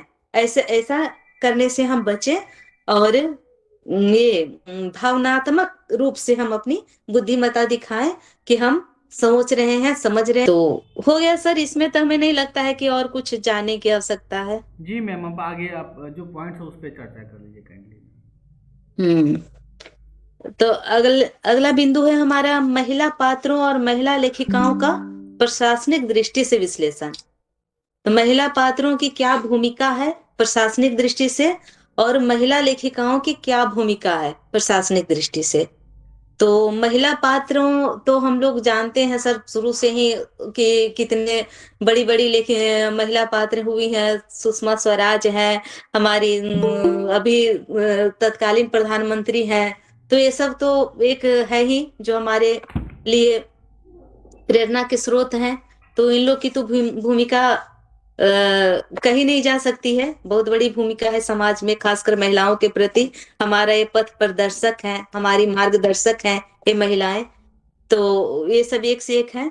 और हम इसमें अगर देखेंगे तो महिला लेखिकाओं का योगदान, महिला पात्रों पर बाद में जाएंगे, पहले महिला लेखिकाओं का योगदान हमारे प्रशासनिक क्षेत्र में क्या है इसके बारे में जानेंगे। तो ऐसा हम देखते हैं कि 1960 के दशक से हिंदी साहित्य में महिला लेखिकाओं ने स्त्री के अनुभवों को मुख्य धारा में लाया। उसके पहले महिला से संबंधित मतलब महिलाओं को बस वही घर की वस्तु माना जाता था, उपभोग की वस्तु माना जाता था और बच्चे पैदा करने की और विवाह योग्य, बस इतना ही समझा जाता था। लेकिन जब 1960 के दशक से खासकर महादेवी वर्मा की रचनाओं से महिला जो आई, लाइट में प्रकाश में आई, तो उन्होंने अपनी भागीदारी समझा कि समाज में हमारी भागीदारी क्या हो सकती है। तो इन लेखिकाओं ने इस चीज को उजागर किया समाज के सामने, और जिससे महिलाएं आत्मनिर्णय, यौन स्वतंत्रता और पारिवारिक संरचना और पितृ सत्ता जैसे मुद्दों पर विमर्श शुरू हुआ इन रचनाओं के लेखिकाओं के माध्यम से। तो इससे महिलाओं को बहुत ही लाभ हुआ और प्रशासनिक दृष्टि में भी बहुत लाभ हुआ। फिर इससे सामाजिक सांस्कृतिक बदलाव भी आया है। तो इन लेखिकाओं ने सामाजिक असमानता और वर्ग जाति के अंतर संबंधों को नई दृष्टि से प्रस्तुत किया है, जिससे एक लोकतांत्रिक और समावेशी स्वर आया। सामाजिक सांस्कृतिक जो बदलाव आया है, ये महिला लेखिकाओं का इसमें बहुत बड़ा योगदान रहा है। समाज में जितने भी बदलाव आए हैं, चाहे वह सामाजिक बदलाव हो या सांस्कृतिक बदलाव हो, और सामाजिक मुद्दों का इन्होंने चित्रण भी किया है अपनी रचनाओं में, जैसे सती प्रथा है, फिर बाल विवाह है, महिला शिक्षा का अभाव, जैसे सामाजिक इन महिला लेखिकाओं ने अपनी रचनाओं में उठाया है। और इससे प्रशासनिक लाभ तो हुआ है, बहुत लाभ हुआ है, और आम जनता को भी बहुत लाभ हुआ है, और समाज में काफी बदलाव आया है इन सब चीजों से। और फिर स्वाधीनता संग्राम और चेतना जागी है महिलाओं के प्रति। जैसे स्वाधीनता संग्राम में तो शुरू से हम लोग देख रहे हैं कि लक्ष्मीबाई की क्या भूमिका रही है। तो इन सब चीजों को सुभद्रा कुमारी चौहान ने अपनी कविता में उठाया है। हम लोग ये कविता पढ़े भी हैं कि खूब लड़ी मर्दानी वह तो झांसी वाली रानी थी, बूंदे लो हर बोलों के मुंह हमने सुनी कहानी थी। तो ये अगर हम बचपन में ये कविता पढ़े थे तो उस समय भी हमारे मन में एक अजीब सी स्फूर्ति जाग जाती है, अजीब सी ऊर्जा जागती है। महिला मतलब एक लगता है कि हम भी ऐसा कर सकते हैं, मन में एक चेतना जागती है महिलाओं के मन में। तो ये सब तो बहुत अहम भूमिका है सुभद्रा कुमारी चौहान की। फिर अभी शिवरानी देवी है, ये भी अपनी कहानियों में स्वतंत्रता संग्राम के दौरान जो महिलाओं की व्यक्तिगत और सामाजिक स्थिति था उसको ये अपनी रचनाओं में दर्शाती हैं। और ये इनकी रचनाएं विद्रोही चेतना का प्रतीक है। जो शिवरानी देवी की रचनाएं हैं वो विद्रोही चेतना का प्रतीक है। और ये सब का हमारे समाज में खासकर प्रशासनिक क्षेत्र में बहुत बड़ा प्रभाव पड़ा है। अब है महिला पात्रों और लेखिकाओं का प्रशासनिक परिप्रेक्ष्य। इससे हमें प्रशासन में महिला लेखिकाओं का और पात्रों का क्या प्रभाव पड़ा है, हम अलग टाइप के एक बिंदु लिख लिए थे, लेकिन इसमें इसके माध्यम से नेतृत्व और समावेश आया। प्रशासन में महिलाओं की भागीदारी से स्थानीय और राष्ट्रीय स्तर पर शिक्षा, स्वास्थ्य और पोषण जैसे क्षेत्रों में सुधार आता है। जब नेतृत्व में आई महिलाएं तो बहुत सुधार हुआ समाज में, और नीति निर्माण में भी हुआ, इससे प्रभाव पड़ा। महिला नेतृत्व में विकास को बढ़ावा मिला है, खासकर महिला के जो अधिकार होते हैं इन सब का बढ़ावा मिला है। जैसे हम लोग देखे थे कि जब राबड़ी देवी भी मुख्यमंत्री बन सकती हैं तो हम महिलाएं तो पढ़ी लिखी हैं तो हम भी कुछ कर सकते हैं। तो बहुत कुछ, और इन लोगों को ये लेखिकाओं ने पत्र, चाहे वो पत्र पत्रिका के माध्यम से हो, चाहे मैगजीन के माध्यम से हो, चाहे अपनी रचनाओं के माध्यम से हो, इन्होंने बहुत अच्छा कार्य किया है। और आर्थिक सशक्तिकरण भी आया है। ये जो लेखिकाएं थी वो आर्थिक आत्मनिर्भरता पर जोर देती हैं। जैसे मन्नू भंडारी की रचना है महाभोज है, फिर उनकी रचना है आपका बंटी, फिर ये अभी हुई थी मृणाल पांडे, उनकी भी जो रचनाएं हैं।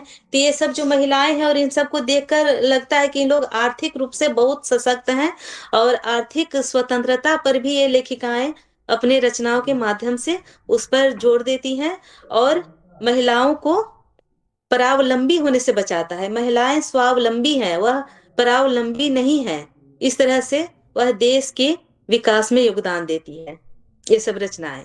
अब है कि इनके सामने कई तरह की चुनौतियां भी आती है, जैसे राजनीतिक चेतना की कमी, उच्च पदों पर पहुंचने के बाद भी पूर्ण सहयोग न मिल पाना।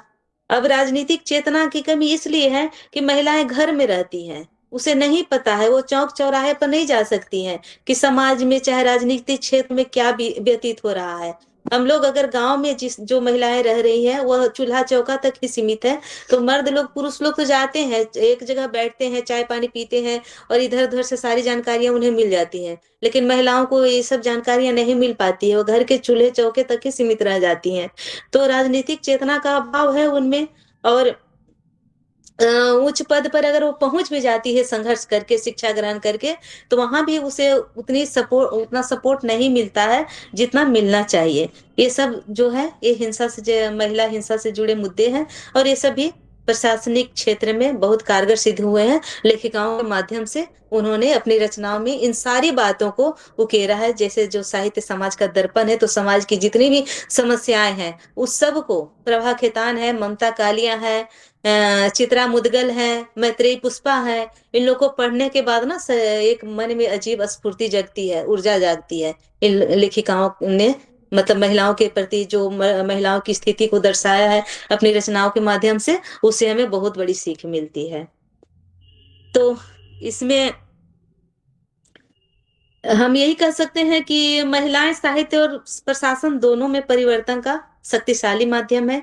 जो भी महिलाएं हैं वो साहित्य के भी माध्यम से भी वो बहुत बड़ा परिवर्तन ला रही हैं, और प्रशासन के भी माध्यम से बहुत बड़ा परिवर्तन ला रही है, और समाज में अपनी महत्वपूर्ण भूमिका निभा रही है। अपनी भागीदारी का बहुत अच्छे से वो समाज को मतलब मदद कर दे रही हैं अपनी भूमिका से, चाहे वो राजनीतिक क्षेत्र हो या आर्थिक क्षेत्र हो या किसी भी क्षेत्र में। अब हम अगले बिंदु पर जाएंगे।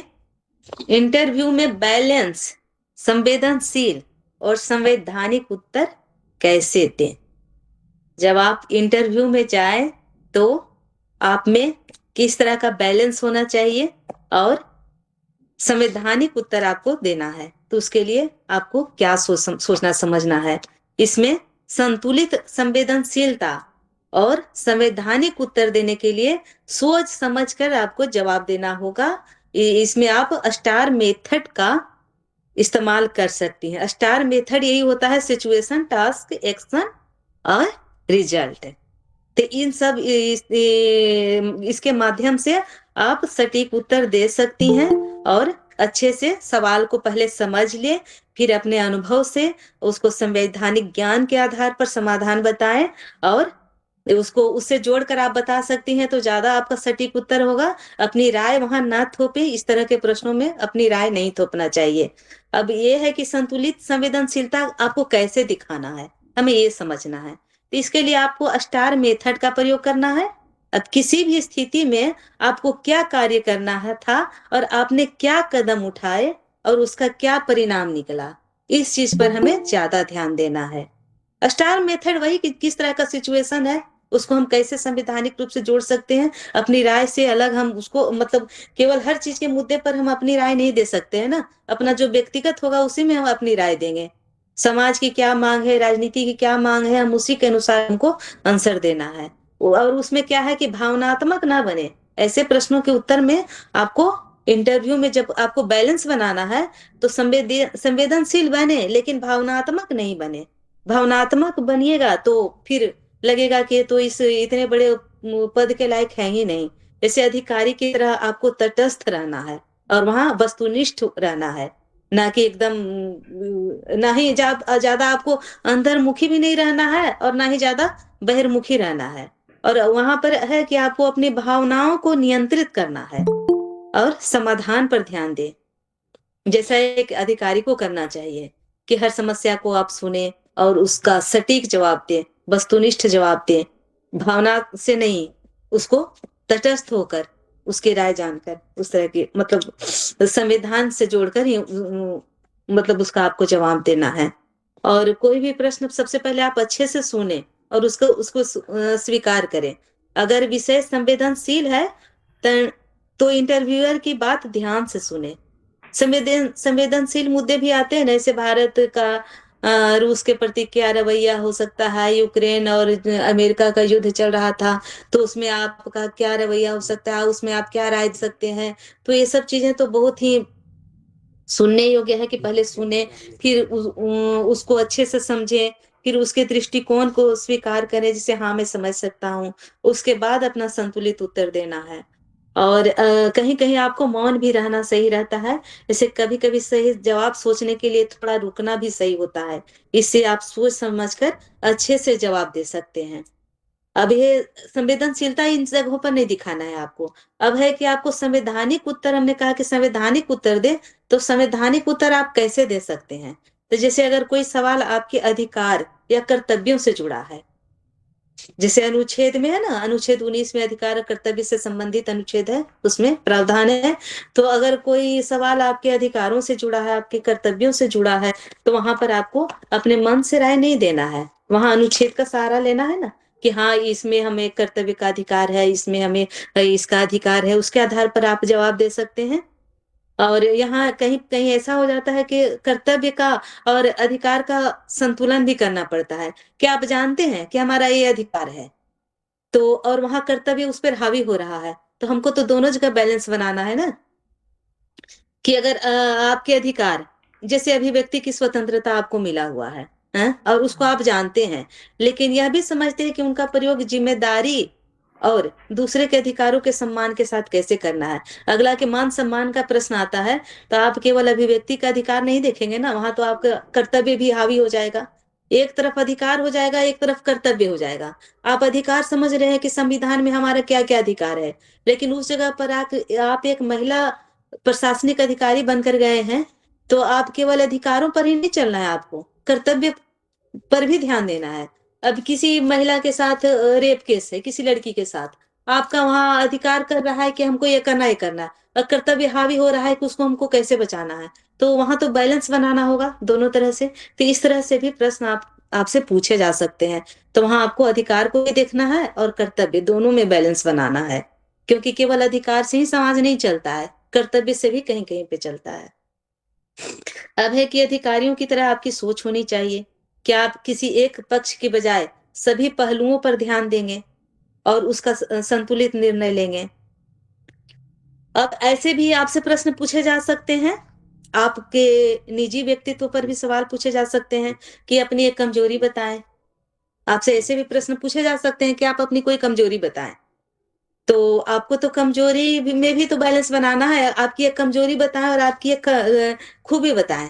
तो आप इधर कहिएगा कि हम बहुत आलसी हैं, हमारी ये कमजोरी है, और खूबी है हम बहुत कर्तव्यनिष्ठ हैं, तो ये भी तो दिक्कत हो जाएगा। तो उसमें भी आपको बैलेंस बनाकर बताना है कि आपकी कमजोरी क्या है। तो ऐसे भी तो कमजोरी नहीं बता सकते हैं कि हम बहुत आलसी हैं, तो फिर आप काम कैसे करेंगे। चाहे हम अति संवेदनशील है, बहुत ज्यादा भावुक हैं, तो वहां तो फिर हम अधिकार को छोड़कर केवल केवल कर्तव्य पर ही चले जाएंगे। लेकिन हमें तो यहाँ बैलेंस बनाना है। तो सब कुछ अति सर्वत्र वर्जित, किसी भी चीज की अति नहीं बतानी कि हमें ये ज्यादा कमी है और हमें ये ज्यादा खूबी है, ऐसा चीज, इससे हमें बचना है। अगर कभी उसमें ऐसे बता सकते हैं कि कभी कभी किसी काम में बहुत ज्यादा गहराई तक चली जाती हूँ और समय का ध्यान नहीं रहता, लेकिन मैंने इस पर काम किया है और मैं इस कमी पे मैं सुधार कर रही हूँ। या मैं अति भावुक हूँ, किसी चीज को देखकर अत्यधिक भावुक हो जाती हूँ, तो ऐसे में तो हम अधिकार को छोड़ देंगे ना। भावुकता में अगर कोई रो रहा है, रो रही है, तो उसके प्रति हम ज्यादा भावुक हो गए और उसके पक्ष में हम निर्णय सुना दिए, तो ऐसा भी तो नहीं हो सकता है ना। तो अत्यधिक भावुक भी नहीं होना है, लेकिन सब कुछ एकदम बैलेंस में बताना है, अपनी कमी को भी और अपनी खूबी को भी, दोनों को। तो इससे क्या होता है ना कि बोर्ड को यह दिखाना है कि आप एक परिपक्व, संतुलित और जिम्मेदार व्यक्ति हैं, जो दबाव से में आकर कोई गलत निर्णय नहीं ले सकते हैं, आप हमेशा सही निर्णय ही लेते हैं। तो ये सब चीजें इस तरह के प्रश्न में आपसे पूछे जा सकते हैं, तो इन सब पर ध्यान देना है। अब हमारा अगला बिंदु है, हिंदी साहित्य को करंट अफेयर से कैसे जोड़ें।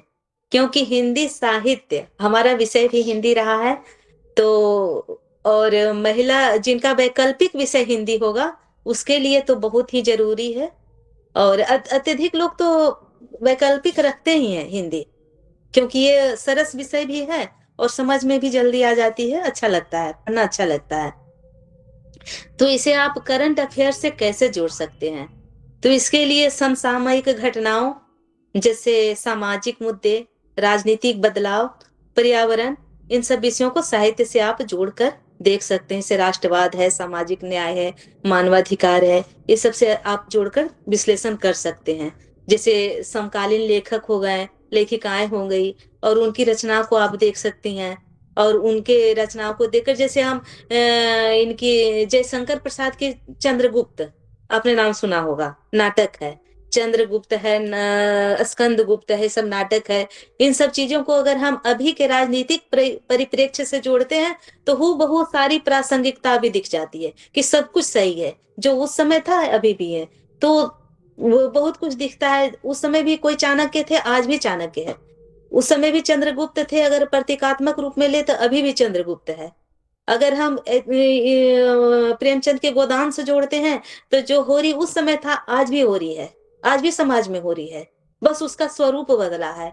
उस समय भी धनिया थी, आज भी धनिया है। उस समय भी गोबर था, जो एक बुद्धिजीवी मजदूर का प्रतीक है, वह पलायन करता है, तो आज भी गोबर है, आज भी सिस्टम से लड़ता हुआ गोबर है हमारे समाज के सामने। तो इस तरह से हम एक दूसरे से जोड़ सकते हैं अभी वर्तमान करंट अफेयर्स को और उस समय की। तो इसीलिए हिंदी तो बहुत सरस विषय है, तो आप उसे जोड़कर देख सकते हैं और अपनी तैयारी को बेहतर कर सकते हैं। जैसे समसामयिक विषयों से साहित्य को कैसे जोड़ें, उसके लिए सामाजिक मुद्दे हैं। सामाजिक मुद्दे में जैसे दहेज है, आज भी दहेज की अभी भी घटनाएं घट रही है, लेकिन बस वही स्वरूप बदला है। आज भी वही सब कुछ है, आज भी स्त्रियां प्रताड़ित हो रही है, आज भी बंदिश में है, लेकिन बस केवल उसका स्वरूप बदला हुआ दिखाई देता है। पहले है कि डायरेक्ट उसको जला दिया जाता था मिट्टी के तेल छिड़क कर, और अब है उसको प्रताड़ित किया जाता है, उत्पीड़ित किया जाता है, वह टॉर्चर होती है, मेंटली टॉर्चर होती है। लेकिन कहीं ना कहीं इसका वजह यह है कि कहीं ना कहीं जो यहाँ की महिलाएं हैं, हमारे समाज की महिलाएं हैं, वह बंधी हुई है कि उसका पति ही परमेश्वर है और ससुराल का घर ही उसका सब कुछ है। और अपने पिता के घर से एक बार डोली उठी है तो पति के घर से अर्थी ही उठनी है। तो आज भी महिलाएं बहुत है जो प्रताड़ित हो रही है, उत्पीड़न का शिकार हो रही है, मानसिक उत्पीड़न का शिकार हो रही है।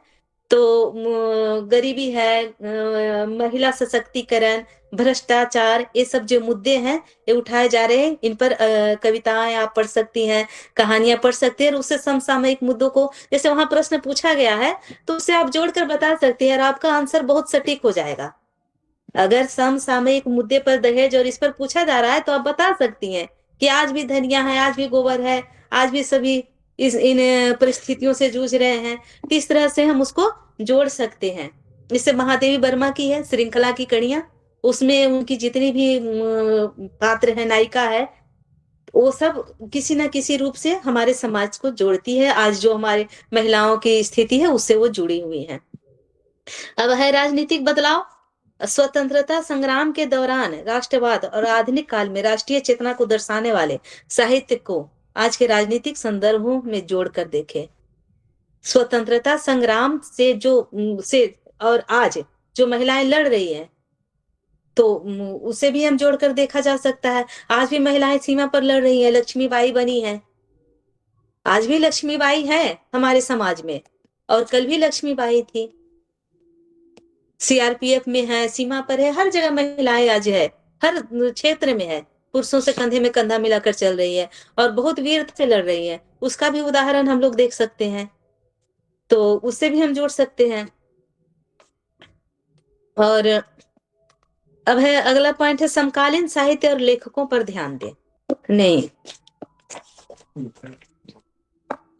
उसके लिए आपको क्या करना है, इन सब चीजों से जुड़ने के लिए, मतलब रचनाकारों से जोड़ साहित्य को इससे देखने के लिए आपको समकालीन साहित्य और लेखकों को पढ़ना पड़ेगा। समकालीन साहित्य भी जो लिखी जा रही है और मैगजीन में कविताएं छप रही है, कहानियां छप रही हैं, और अभी जो लिखा जा रहा है उसको आप पढ़ सकते हैं। जैसे बहुत सारे पुरस्कार विजेता हो गए, साहित्य अकादमी हो गए, साहित्य अकादमी है, ज्ञानपीठ है, ये सब पुरस्कार है, उन लोग को उसके बारे में आपको जानना होगा। भारतीय ज्ञानपीठ, साहित्य के क्षेत्र में कौन कौन से पुरस्कार दिए जाते हैं। सर्वोच्च पुरस्कार है ज्ञानपीठ, उसे इस बार किसे मिला है, 24 वाला, 25 वाला। फिर साहित्य अकादमी पुरस्कार है, भारत भारती है। बिहार के किस रचनाकार को भारतीय ज्ञानपीठ जो सर्वोच्च है, साहित्य के क्षेत्र में सर्वोच्च पुरस्कार है, वह किसे मिला है, ये सब चीजें आप लोग को जानना पड़ेगा। उसके लिए समकालीन साहित्य पढ़िए और डिजिटल साहित्य, दलित साहित्य, स्त्री विमर्श, ये सबसे संबंधित कुछ कुछ देख लीजिए करंट अफेयर्स में। और मासिक पत्र पत्रिकाएं हैं, इस सब के बारे में थोड़ा सा देख लीजिए सबको। अब हम अगला टॉपिक में जाएंगे, महिला डीएसपी चाहे एसडीएम ऐसे पदों से जुड़े व्यवहारिक प्रश्नों की तैयारी आप कैसे करें। आप महिला हैं और डीएसपी के पद पर आपका चयन होता है, चाहे एसडीएम जैसे पद के लिए आप चयनित होने जा रही हैं, तो जो साक्षात्कार में आपसे व्यवहारिक प्रश्न पूछे जाएंगे जा रही हैं, तो व्यवहारिक प्रश्न तो पूछा जाएगा ही, वहाँ बोर्ड वाले तो पूछेंगे ही। तो उसकी तैयारी आप लोग को, उसकी तैयारी के लिए आपको करना होगा कि पहले सिलेबस को समझिए अच्छे से और करंट अफेयर्स पर ज्यादा ध्यान दीजिए। और उसके लिए ना आपको महिला विशिष्ट मुद्दों पर ज्यादा ध्यान देना पड़ेगा। जैसे कानून, पॉक्सो एक्ट है, घरेलू हिंसा अधिनियम है, कार्यस्थल पर मौन उत्पीड़न है, ये सब के बारे में आपको जानकारी रखनी पड़ेगी। और सामाजिक मुद्दे, महिला सशक्तिकरण, शिक्षा, स्वास्थ्य, सुरक्षा, लिंग आधारित हिंसा, इस सब पर आपको ध्यान देना पड़ेगा। जैसे अभी उदाहरण स्वरूप अंजू यादव है, ऐसी सफल महिलाओं की कहानियां प्रेरणा देंगी, इस सब के बारे में पढ़िए और वो सबसे संबंधित तैयारी कीजिए। और करंट अफेयर्स भी आपको पढ़ना होगा, जैसे महिला अधिकारियों, डीएसपी एसडीएम से जुड़े सफल विफल केस स्टडीज आपकी पढ़िए। जैसे बहुत सारी जो हमारी प्रेरणा स्रोत रही हैं महिलाएं, जो डीएसपी भी होंगी, एसडीएम भी रही हैं और प्रेरणा स्रोत है, उनके बारे में आप लोगों ने पढ़ा भी होगा और उस पर थोड़ा सा ज्यादा ध्यान दीजिए कि उन लोग से संबंधित प्रश्न वो पूछ सकते हैं। और महिलाओं से जुड़े नए कानून के बारे में पूछ सकते हैं, जैसे सरकारी योजनाएं, सुप्रीम कोर्ट के फैसले, ये सब से संबंधित प्रश्न पूछेंगे, तो इसके बारे में जानिए। और खुद को एक अधिकारी के रूप में देखिए। वहां जब आप जाइए इंटरव्यू देने, तो खुद को एक अधिकारी के रूप में बनाकर जाइए। ये मत सोचिए कि हम तो, अरे ये सब इतने बड़े बड़े हैं, हम कुछ भी नहीं है। नहीं, सोचिए कि आप हो गई हैं और आप में है ज्ञान। ज्ञान है तभी आप मेंस निकाल कर बैठी हैं। हाँ, मेंस निकालना कोई मामूली चीज नहीं होती है। तो आप में ज्ञान है, बहुत ज्ञान है, ज्ञान कूट कूट कर भरा है। तो आपको बस एकदम आत्मविश्वास से जाना है कि हम जानते हैं और हम अच्छे से जवाब देंगे। और हम लोग भी इंसान हैं, कोई भगवान नहीं है कि सारे सवाल के जवाब हमें आ रहे हैं। जो नहीं आते हैं कह देंगे, सॉरी सर, नहीं नहीं पढ़ा है हमने, चाहे इसके बारे में हमें अच्छे से जानकारी नहीं है। ये कहने में कोई लज्जा की बात नहीं है, कोई संकोच ना करे, कुछ भी नहीं। तो ये सब चीजों का थोड़ा सा ध्यान दे। और महिलाओं के प्रति हमारी तो बहुत संवेदना है, इसीलिए महिलाओं के प्रति थोड़ा सा ज्यादा कभी कभी बोल देते हैं हम। तो इस सब पर थोड़ा सा ध्यान दीजिए। और जैसे घरेलू हिंसा है, महिलाओं के साथ छेड़छाड़ होते हैं, घरेलू दंगे हैं, तो इस तरह से प्रश्न पूछे जा सकते हैं कि खुद को एक अधिकारी के रूप में देखकर आपको जाना है। और सोचे कि आप किसी भी स्थिति में कैसी प्रतिक्रिया देंगे, किस तरह का प्रश्न पूछा जाएगा ना, तो उसी तरह का आपको जवाब देना है और बिल्कुल बोल्ड होकर देना है।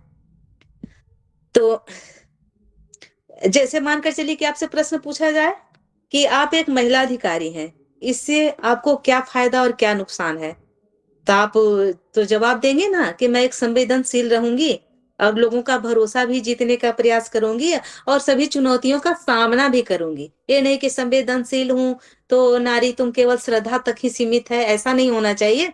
हमें हर परिस्थितियों से लड़ना है और हर चुनौतियों से लड़ना है। हर परिस्थितियों में खुद को मजबूत रखना है, किसी के दबाव में आकर नहीं, और अत्यधिक संवेदनशीलता हमें नहीं दिखानी है। फिर ऐसा भी प्रश्न पूछा जा सकता है कि कार्यस्थल पर महिला होने के नाते आपकी क्या प्राथमिकताएं होंगी। जब आपका चुनाव हो जाता है एसडीएम में और आप एक महिला होकर वहां पदस्थापित होती हैं, तो आपकी क्या प्राथमिकताएं होंगी। तो उसमें आप जवाब दे सकती हैं कि मैं सबके प्रति निष्पक्ष रहूंगी और संवेदनशील भी रहूंगी और सबकी सुरक्षा हमारा कर्तव्य होगा। ये नहीं कि किसी खास वर्ग के प्रति हमारा विशेष हो गया और कोई जो उच्च वर्ग के प्रति है तो उसके प्रति हमारी संवेदनशीलता नहीं है, या नारी हूं तो नारी के प्रति हमारी अत्यधिक संवेदनशीलता है और पुरुष के प्रति नहीं। ऐसा नहीं होना चाहिए। बस सबके प्रति हमारी संवेदनशीलता बराबर रहेगी और सबकी सुरक्षा रहेगी, हमारी जिम्मेदारी होगी। अब आपसे ऐसा भी पूछा जा सकता है कि किसी महिला से जुड़े संवेदनशील मामले जैसे रेप, घरेलू हिंसा में आप कैसे डील करेंगी। अब किसी महिला का रेप हुआ है तो आप उसको कैसे डील करेंगे। तो उसमें तो आपको कानूनी प्रक्रिया का पालन तो करना ही करना है। जो कानून कहता है, जो कानून बना हुआ है, तो उसका तो पालन करना ही है। और पीड़िता की गरिमा भी हमें बचाए रखनी है। एक कोई लड़की है, उसके साथ रेप हुआ है, तो उसको हम थोड़े ही डायरेक्ट ओपन कर देंगे। उसकी गरिमा को भी बचाना है और कानून का भी सहारा लेना है और उस पर तुरंत कार्रवाई भी करना है।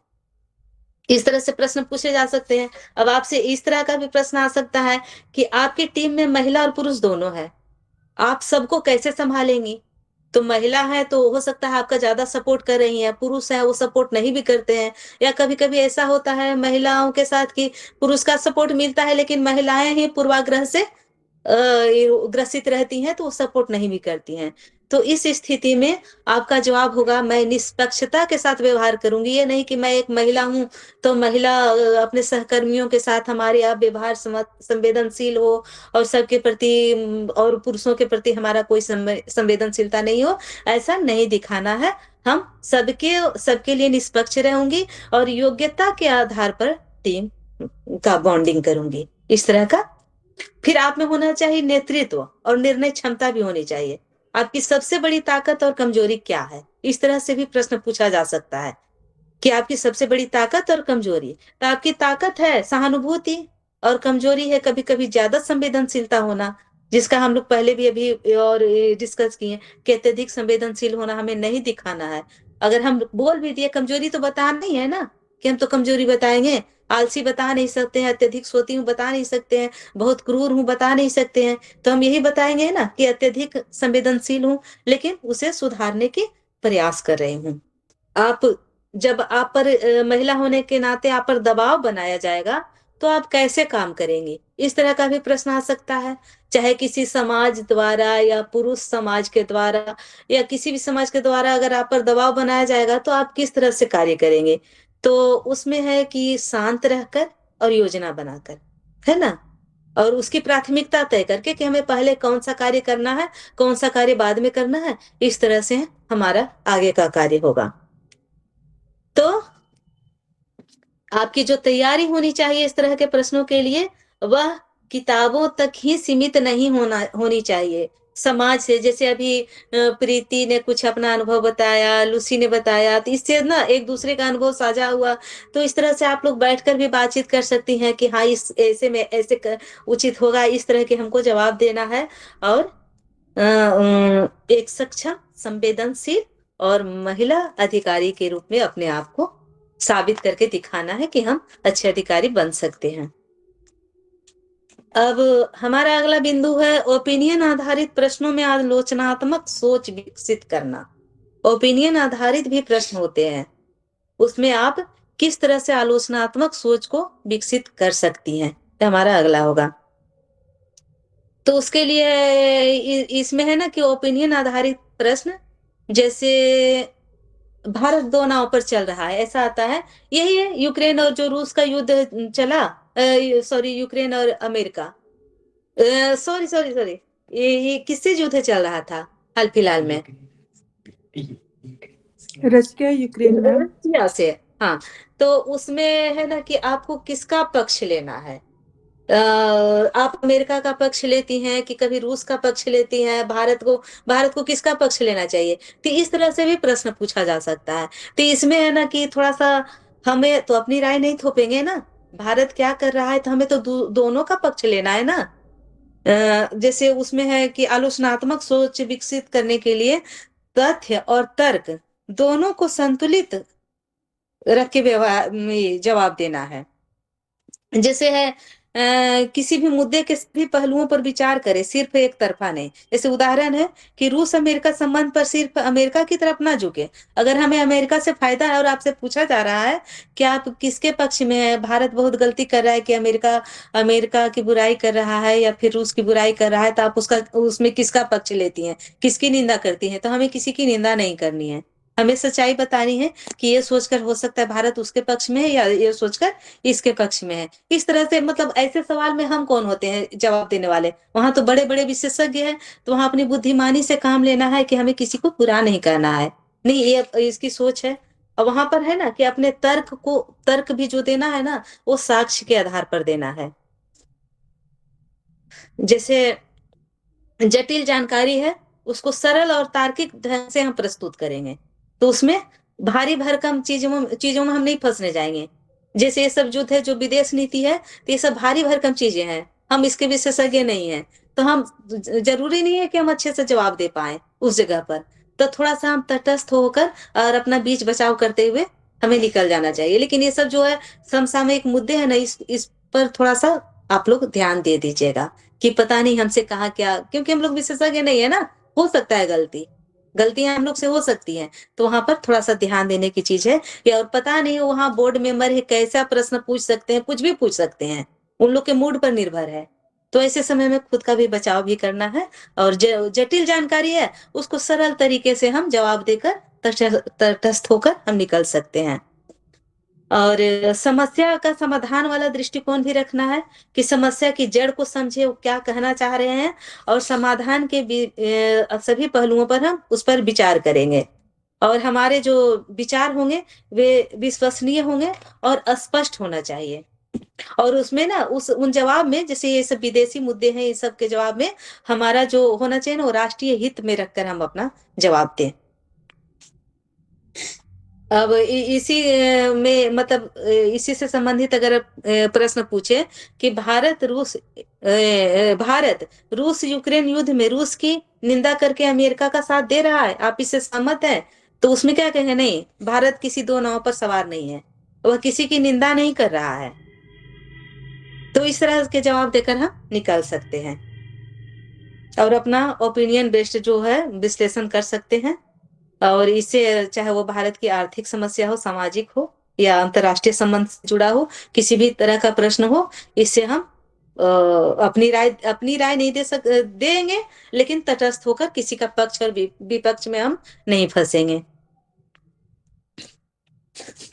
अब हमारा अगला बिंदु है हिंदी साहित्य ऑप्शनल और इंटरव्यू दोनों दोनों के लिए कैसे उपयोगी है, हम इस पर विचार करेंगे। जिसका वैकल्पिक विषय हिंदी है ना, उसके लिए सब बहुत ज्यादा मतलब उपयोगी है। और इस टॉपिक में जो अभी हम बताया ना कि जो युद्ध से संबंधित, तो हाँ, इतनी जानकारी हमें भी नहीं है, तो ये सब चीजें ना थोड़ा सा ध्यान दे दीजिएगा कि हमें किसका क्या कर रहा है, विदेश नीति भारत की क्या है, मतलब जो करंट है अभी चल रहा है उसमें बहुत डीपली नहीं जाना है। जो करंट में अभी क्या चल रहा है विदेश नीति, तो थोड़ा सा उसको बस आप लोग जान लीजिए और उसको एकदम सपाट तरीके से जवाब देकर निकल जाइए। उसमें जितना अंदर जाइएगा उतना सवाल पूछा जाएगा, उससे अच्छा है कि उसमें हम लोग को ज्यादा नहीं घुसना है। फिर हमारा जो अगला बिंदु है हिंदी साहित्य ऑप्शनल और इंटरव्यू दोनों के लिए कैसे उपयोगी है। तो हिंदी साहित्य बीपीएससी ऑप्शनल और इंटरव्यू दोनों के लिए बहुत ही उपयोगी है, क्योंकि हिंदी साहित्य जो है बहुत सरस विषय है और यह बहुत अच्छा स्कोर देता है। और इसमें ना हम आराम से कहीं जोड़ सकते हैं अपनी बुद्धिमानी के आधार पर। जैसे अभी हमने कहा नारी तुम केवल श्रद्धा हो, चाहे कविता साहित्य का सृजन कैसे होता है, तो सुमित्रा नंदन पंत लिखते हैं कि वियोगी होगा पहला कवि, आह से उपजा होगा ज्ञान गान, और निकल कर आंखों से चुपचाप वही होगी कविता अनजान। अगर हम उसका शास्त्रीय विवेचन नहीं कर सकते हैं कविता के साहित्य का कि साहित्य क्या है, तो आराम से इससे हम निकल जा सकते हैं, है ना। तो इसमें बहुत अच्छा ऑप्शन मिलता है, बहुत अच्छे से अपनी बात को हम रख सकते हैं। तो ये बहुत ही उपयोगी विषय है। और इसका जो सिलेबस है ना वो स्थिर है, इसका सिलेबस ज्यादा बदलता नहीं है, क्योंकि प्रेमचंद एक ही है। जो उस समय 1880 में जन्म लिए थे वही प्रेमचंद आज भी है, उनका वही गोदान आज भी है, प्रसाद वही है, वो कभी नहीं बदलेंगे। सृष्टि बदल जाएगी, दुनिया बदल जाएगी, सब कुछ बदल जाएगा, लेकिन विद्यापति वही रहेंगे, सूरदास वही रहेंगे, कबीरदास वही रहेंगे, रामचरितमानस वही रहेगा, ये सब नहीं बदलने वाला है। तो इसीलिए इसमें अच्छा स्कोर मिलता है। अगर हम एक बार कफन को पढ़ लिए हैं तो हमारे दिमाग से कभी नहीं जाएगा। एक बार हम पूस की रात पढ़ लिए हैं तो पूस की रात हमारे दिमाग पर हमेशा हल्कू और जबरा हावी रहेगा, वो कभी मिटने वाला नहीं है। तो ये बहुत सरस भी है और समझ में भी जल्दी आ जाती है, और एक बहुत मतलब भावनात्मक लगाव हो जाता है साहित्य से। तो इससे हम ना अच्छा हम स्कोर हमें मिल सकता है, और इसका सिलेबस कभी बदलता नहीं है। और इसकी जो भाषा है ना वो अभिव्यक्ति को निखारता है, क्योंकि हम लोग बिहारी हैं तो बिहारी बोली बोल रहे हैं हम भी, हमें हिंदी आती है, लेकिन हिंदी जो बिहारी भाषा से जो अपनापन है ना वो हिंदी से उतना जल्दी नहीं जुड़ पाते हैं, क्योंकि हमारी भाषा हिंदी है, हमारी मातृभाषा है, क्षेत्रीय भाषा है। तो इस तरह से एक तरह से इन सब से लगाव हो जाता है, और इससे हम बहुत जल्दी भावनात्मक रूप से जुड़ते हैं, और इससे हमारा ना एक अलग पहचान बनता है। यह तनाव जो भाषा की अभिव्यक्ति को सरल बनाता है और तनाव को भी कम करता है। और जैसे हम प्रेमचंद हो चाहे निराला हो, इन कहानीकारों को अच्छे से और इनकी कविताओं को पढ़कर ना हम अच्छे से बोर्ड मेंबर को प्रभावित कर सकते हैं। बीच बीच में उदाहरण देकर, सभी को उदाहरण दे देकर, अगर उन्होंने प्रश्न पूछ दिया तो लगे कविता कहानी का उदाहरण देकर हम सबको प्रभावित कर सकते हैं, हमारे अच्छे नंबर मिल सकते हैं वहां। अब हम इसको अलग टॉपिक से देखेंगे कि बीपीएससी ऑप्शनल के लिए कैसे उपयोगी है हिंदी साहित्य। तो इसमें उच्च स्कोरिंग क्षमता है, क्योंकि इसमें मार्क्स बहुत आते हैं, बहुत अच्छे मार्क्स आते हैं, और अच्छी तैयारी भी इसमें हो जाती है, और इसमें उत्तर लिखने के अच्छे अवसर भी मिलते हैं। और हमारी चूंकि भाषा हिंदी है तो हमारी भाषा पर तो अपनी पकड़ है ही, अपनी पहचान है ही, और भाषा और अभिव्यक्ति में सुधार भी होता है इससे। इससे हम भाषा के माध्यम से अपनी अभिव्यक्ति को व्यक्त कर पाते हैं, अच्छे से आगे तक पहुंचा सकते हैं, अभिव्यक्त कर सकते हैं, उससे भी अच्छी मार्क्स मिलती है। और ये है साक्षात्कार में तो ये बहुत ही उपयोगी है। जो साहित्य हमारा वैकल्पिक विषय अगर साक्षात्कार में होगा तो ये बहुत ही उपयोगी है। इससे हमारे व्यक्तित्व का प्रदर्शन होता है, हम जिससे जैसे हमारा व्यक्तित्व है, अगर हम सिंगारिक भावनाएं अत्यधिक है तो हम अधिकतर सभी में उदाहरण लेकर चले जाएंगे सुमित्रा नंदन पंत को। अगर हम हमें नारी जनित भावनाएं हैं, जैसे महादेवी है, महादेवी के गीत आंसुओं से गीले हैं। अगर हमारा विचार उसी तरह का होगा, महादेवी की तरह हमारी मतलब उनकी हम अभिव्यक्ति से और उनकी रचनाओं से ज्यादा प्रभावित है, तो हम हर जगह उन्हीं के उदाहरण देंगे। हैं? उनकी कविताएं एक से एक कविताएं हैं। तो वो सब उदाहरण देंगे, तो इससे बोर्ड मेंबर बहुत ज्यादा प्रभावित भी हो जाएंगे हमारी भाषा से। और इससे अच्छे से हम व्यक्तित्व का प्रदर्शन भी कर सकते हैं और गहन ज्ञान का भी प्रदर्शन कर सकते हैं। अगर हम एक उदाहरण निराला जी से दे देते हैं, उनकी सरोज स्मृति से, कि 19 पर जो प्रथम चरण तेरा वह जीवन सिंधु तरन, तो दूसरा उदाहरण हम रामचरितमानस से भी हम जोड़ दे सकते हैं। तो ऐसे लगता है कि हम बहुत ज्ञानी हैं, इससे ज्ञान का भी आभास हो जाता है। और आत्मविश्वास, क्योंकि हमें अपने विषय पर पकड़ बहुत है, बहुत अच्छे से पकड़ है, तो हम आत्मविश्वास से भी भरे हुए हैं। अगर हमसे अलंकार से संबंधित प्रश्न पूछे जाएंगे, तो हम जोड़ मरोड़ तोड़ मरोड़ कर अलंकार भी साबित कर दे सकते हैं कि यहाँ है, ठीक है, हमें कोई कविता नहीं याद आ रही है, तो कोई दोहा चौपाई कहीं से भी अलंकार को हम जोड़ दे सकते हैं। तो उससे हमें आत्मविश्वास भी बना रहता है कि हम तो बहुत अच्छे से जवाब दे पाएंगे। तो ये सब चीजें हैं, इसके लिए बहुत अच्छा, मतलब बहुत अच्छा ऑप्शनल पेपर है हिंदी साहित्य। और इससे है ना कि सिलेबस, इसके लिए आपको क्या करना है कि सिलेबस को अच्छे से समझना है। अब सिलेबस क्या है, इसमें है छायावाद को अच्छे से समझना है कि छायावाद की समय सीमा क्या है, प्रगतिवाद को समझना है अच्छे से कि प्रगतिवाद की समय सीमा क्या है, और प्रगतिवादी लेखक कौन हुए हैं, और उसके प्रमुख रचनाकार और उनकी रचना कौन सी है। फिर कहानी है, नई कहानी है, उपन्यास है, नाटक है, ये सब जो प्रवृत्तियां हैं उनको देखना है। और इसके लिए आप एक बार पढ़ लेंगे, प्रेमचंद को पढ़ लें, निराला को पढ़ लें, महादेवी वर्मा को पढ़ लें, इन सब की रचनाओं को पढ़ लें तो बहुत प्रेरणा मिलती है। उदाहरण स्वरूप इनकी है, निराला की कविता है राम की शक्ति पूजा। अगर वो आप पढ़ लें और समझ लें, तो इतनी ऊर्जा मिलेगी कि लगेगा कि हम कुछ कर सकते हैं। बहुत ऊर्जादायक ये सब कविताएं हैं। तो इन सब चीजों से हमें बहुत लाभ मिलता है। और हमें लगता है कि हमें कुछ हिंदी साहित्य से भी संबंधित अब उस पे भी जाना चाहिए डायरेक्ट। ये सब तो हो गई बेसिक चीजें, है ना। तो हमें हिंदी साहित्य पर भी जाना चाहिए, उससे भी जो जिनका वैकल्पिक विषय रहा है, तो उनसे कैसे प्रश्न पूछे जा सकते हैं। ये सब तो महिला अभ्यर्थियों के लिए थे खास करके। और बहुत सारी शिक्षिकाएं भी हैं, उनसे भी प्रश्न पूछा जा सकता है। तो उनके लिए हम कुछ प्रश्न बताते हैं जो एक मिनट हम बताते हैं। महिला शिक्षिकाएं से प्रश्न पूछे जा सकते हैं, नोट करके रखे, हम अभी बता रहे हैं। जैसे बहुत सारी ऐसी महिला शिक्षिकाएं हैं जो TRE 1, TRE 2 और TRE 3 से भी इसमें आई हैं, तो उन लोग से भी प्रश्न पूछा जा सकता है। तो वो हम बताते हैं, उसके बाद हिंदी साहित्य पर भी जाएंगे। हम कहीं नोट किए, बताते हैं अभी। हाँ, बहुत सारे महिला अभ्यर्थी हैं जो TRE 1 से भी आई हैं, TRE 2 से भी हैं और TRE 3 से भी BPSC टीचर में चयनित हो चुकी हैं, और अब वे 17वीं BPSC का इंटरव्यू देने जा रही हैं।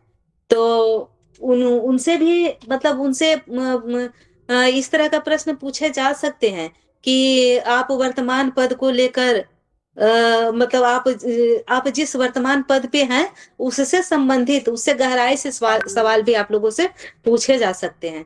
तो उसके लिए उन महिला अभ्यर्थियों जो शिक्षिका हैं, उनके लिए ऐसे प्रश्न पूछे जा सकते हैं। सुनिएगा कि पहला प्रश्न है कि आप पहले से ही BPSC के माध्यम से सरकारी सेवा में हैं, ऐसा प्रश्न पूछा जा सकता है। क्या आप पहले से ही BPSC के माध्यम से सरकारी सेवा में हैं, फिर दोबारा BPSC परीक्षा देकर प्रशासनिक सेवा में क्यों आना चाहते हैं? ये प्रश्न, इसकी तैयारी आप लोग जो शिक्षिका हैं वो जरूर कर लीजिएगा, क्योंकि जरूर पूछा जाएगा। फिर अगला प्रश्न पूछा जा सकता है कि आप एक टीचर हैं और शिक्षा विभाग का अच्छा अनुभव भी रखते हैं, फिर SDM जैसे प्रशासनिक पद पर जाने की आवश्यकता आपको क्यों महसूस हो रही है? समझ सकती हैं आप लोग, इस तरह के प्रश्न पूछे जा सकते हैं। फिर अगला प्रश्न है कि क्या आपको नहीं लगता कि टीचर के रूप में आप समाज को ज्यादा प्रत्यक्ष रूप से प्रभावित कर सकते हैं? फिर प्रशासनिक सेवा को आपने क्यों चुना? ये सब प्रश्न आप लोग नोट कर लीजिएगा, इस तरह के प्रश्न पूछे जा सकते हैं। फिर ऐसा भी प्रश्न बन सकता है कि क्या यह निर्णय किसी असंतोष या मजबूरी का परिणाम है, या आपने इसे सोच समझ कर चुना है? मतलब आप शिक्षिका हैं, फिर उसे छोड़कर क्यों आप जा रही हैं? फिर है यदि आप SDM बनते हैं तो अपने शिक्षक के अनुभव का उपयोग प्रशासन में आप कैसे करेंगी? ऐसा भी प्रश्न पूछा जा सकता है। फिर है, आपके अनुसार टीचर और एसडीएम की भूमिका में मूलभूत अंतर क्या है? इस तरह के प्रश्न आपसे पूछे जा सकते हैं। ठीक है, महिला शिक्षिकाओं के लिए जरूरी, क्योंकि आप तो बताएंगी ही। आपसे पूछा जाएगा कि आपका ग्रेजुएशन पेपर, ऑनर्स पेपर क्या था, ऑप्शनल सब्जेक्ट क्या था, तो उससे संबंधित पूछा जाता है। आप पहले से सेवा में थी तो बताएंगे, तो आपसे जरूर इस तरह के प्रश्न पूछे जाएंगे। तो इतना आप लोग समझ गई होंगी। तब हम लोग साहित्य पर चले। हिंदी, और आप लोग को इसमें कुछ बताइए, कुछ बोलिए, अपनी राय दीजिए। और आप लोगों में किसी का हिंदी वैकल्पिक विषय है तो बताइए। सर, हिंदी तो किसी का वैकल्पिक विषय है नहीं सर, क्योंकि हमारा विषय तो हिंदी था सर। तो हम हाँ हिंदी है, तो हम हिंदी के लिए उत्साहित थे जी जी कि अच्छे से चर्चा करेंगे, लेकिन हमें लगता है कि इन लोग का समय बर्बाद हो जाएगा सर। जी जी जी हम इसीलिए उधर हम बहुत शॉर्टकट में चले, क्योंकि हिंदी पर हमको समय देना था, साहित्य पर समय देना था। लेकिन अगर वैकल्पिक विषय नहीं है सर, तो इन लोग का समय भी तो बहुमूल्य है। जी जी। अभी जितना डिस्कस हुआ है उसमें किसी को कुछ पूछना हो मैम से तो पूछ लीजिए। मैम, ये जो जॉब में रहते हुए अभी जो बीपीएससी से प्रशासन में जाने का ये है, अगर पूछा जाए कि आपने कहीं टीचर दबाव में आके बनी या अभी क्या है, इस टाइप के क्वेश्चंस को कैसे वहाँ पे आंसर देना है? हाँ, ये सब पूछा जा सकता है कि आप किसी दबाव में आकर, मतलब वो फील्ड आप छोड़ रही हैं और इसमें आना चाहती हैं, तो इसमें आप बताएंगे कि नहीं, हमें लगा कि जैसे मैं एक शिक्षिका हूँ, तो हमारा जो व्यक्तित्व है बस उतना ही तक, हमारा कार्यस्थल है उतना ही तक बंधा हुआ है, एक विद्यालय तक ही, और विद्यालय के बच्चों तक ही, उससे ज्यादा मैं कुछ कार्य नहीं कर पा रही हूँ। और हमें लगता है कि हमें इतनी कैपेसिटी, हमें क्षमता है कि मैं अपनी प्रतिभा का मैं निखार करूं कि हर क्षेत्र में, तो यहाँ आकर मैं अपना क्षेत्र का विस्तार कर सकती हूँ। इसीलिए इस तरह का आप जवाब कॉन्फिडेंस से दे सकती हैं कि वहां तुम्हें एक शिक्षिका क्या है, सीमित है ना, एक विद्यालय तक ही, और विद्यालय के बच्चों तक ही तो सीमित है। और हम वहां जाते हैं, आप जाएंगे तो एसडीएम बनेंगी, तो आप वहां तो आपका कार्य क्षेत्र विस्तृत हो जाएगा ना। तो इस तरह का आप जवाब बिल्कुल दे सकती हैं, एकदम निर्भीकता से जवाब दे सकती हैं, कहीं कुछ भी नहीं।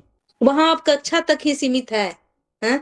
और आप एसडीएम बनकर पूरे क्षेत्र में, क्षेत्र के विकास को भी देखेंगी, कानून व्यवस्था को भी देखेंगी, कल्याणकारी योजनाओं को भी देखेंगी, वहां तो आप सब कुछ देखेंगी। तो आपका जो है कार्यस्थल इससे कई गुना अधिक बढ़ जाता है, और आपको अपनी प्रतिभा को निखारने का अवसर भी मिलेगा। तो आप कॉन्फिडेंस से और आत्मविश्वास से इस तरह का जवाब आप दे सकती हैं। कहीं भी आपको मतलब अपनी क्षमता का आपका विकास होगा वहां। तो और आप में इतनी क्षमता है, ये भी बोलिए कि सर हमारी इतनी क्षमता है कि मैं कक्षा तक ही सीमित क्यों रहूं, मुझे अपनी क्षमता का विस्तार करना है। और बिल्कुल कॉन्फिडेंस से इस तरह के सवाल पूछे जाए तो एकदम कॉन्फिडेंस से, क्योंकि आप लोग को सबको पता है कि जो विद्यालय का कार्य कितना होता है, बस वो उतना ही तक तो सीमित है हमारा कार्य। उससे भी ज्यादा और क्या किया जाता है कि गाय गिनिए, पशु गणना कीजिए, जाति गणना कीजिए, मकान गणना कीजिए, बीएलओ कीजिए। तो इस सबसे क्षमता का विस्तार नहीं हो रहा है, हमारी प्रतिभा दब जाती है। और प्रतिभा किसी परिचय की मोहताज नहीं होती है, आप प्रतिभा को वहां जाकर निखार ला सकती है प्रतिभा में, और नाम कमा सकती हैं। और एकदम एकदम कॉन्फिडेंस से जवाब दीजिए, इसमें कुछ सोचना नहीं है, नहीं हमें तो बस आगे करना है, बस शिक्षा तक ही सीमित नहीं रहना है।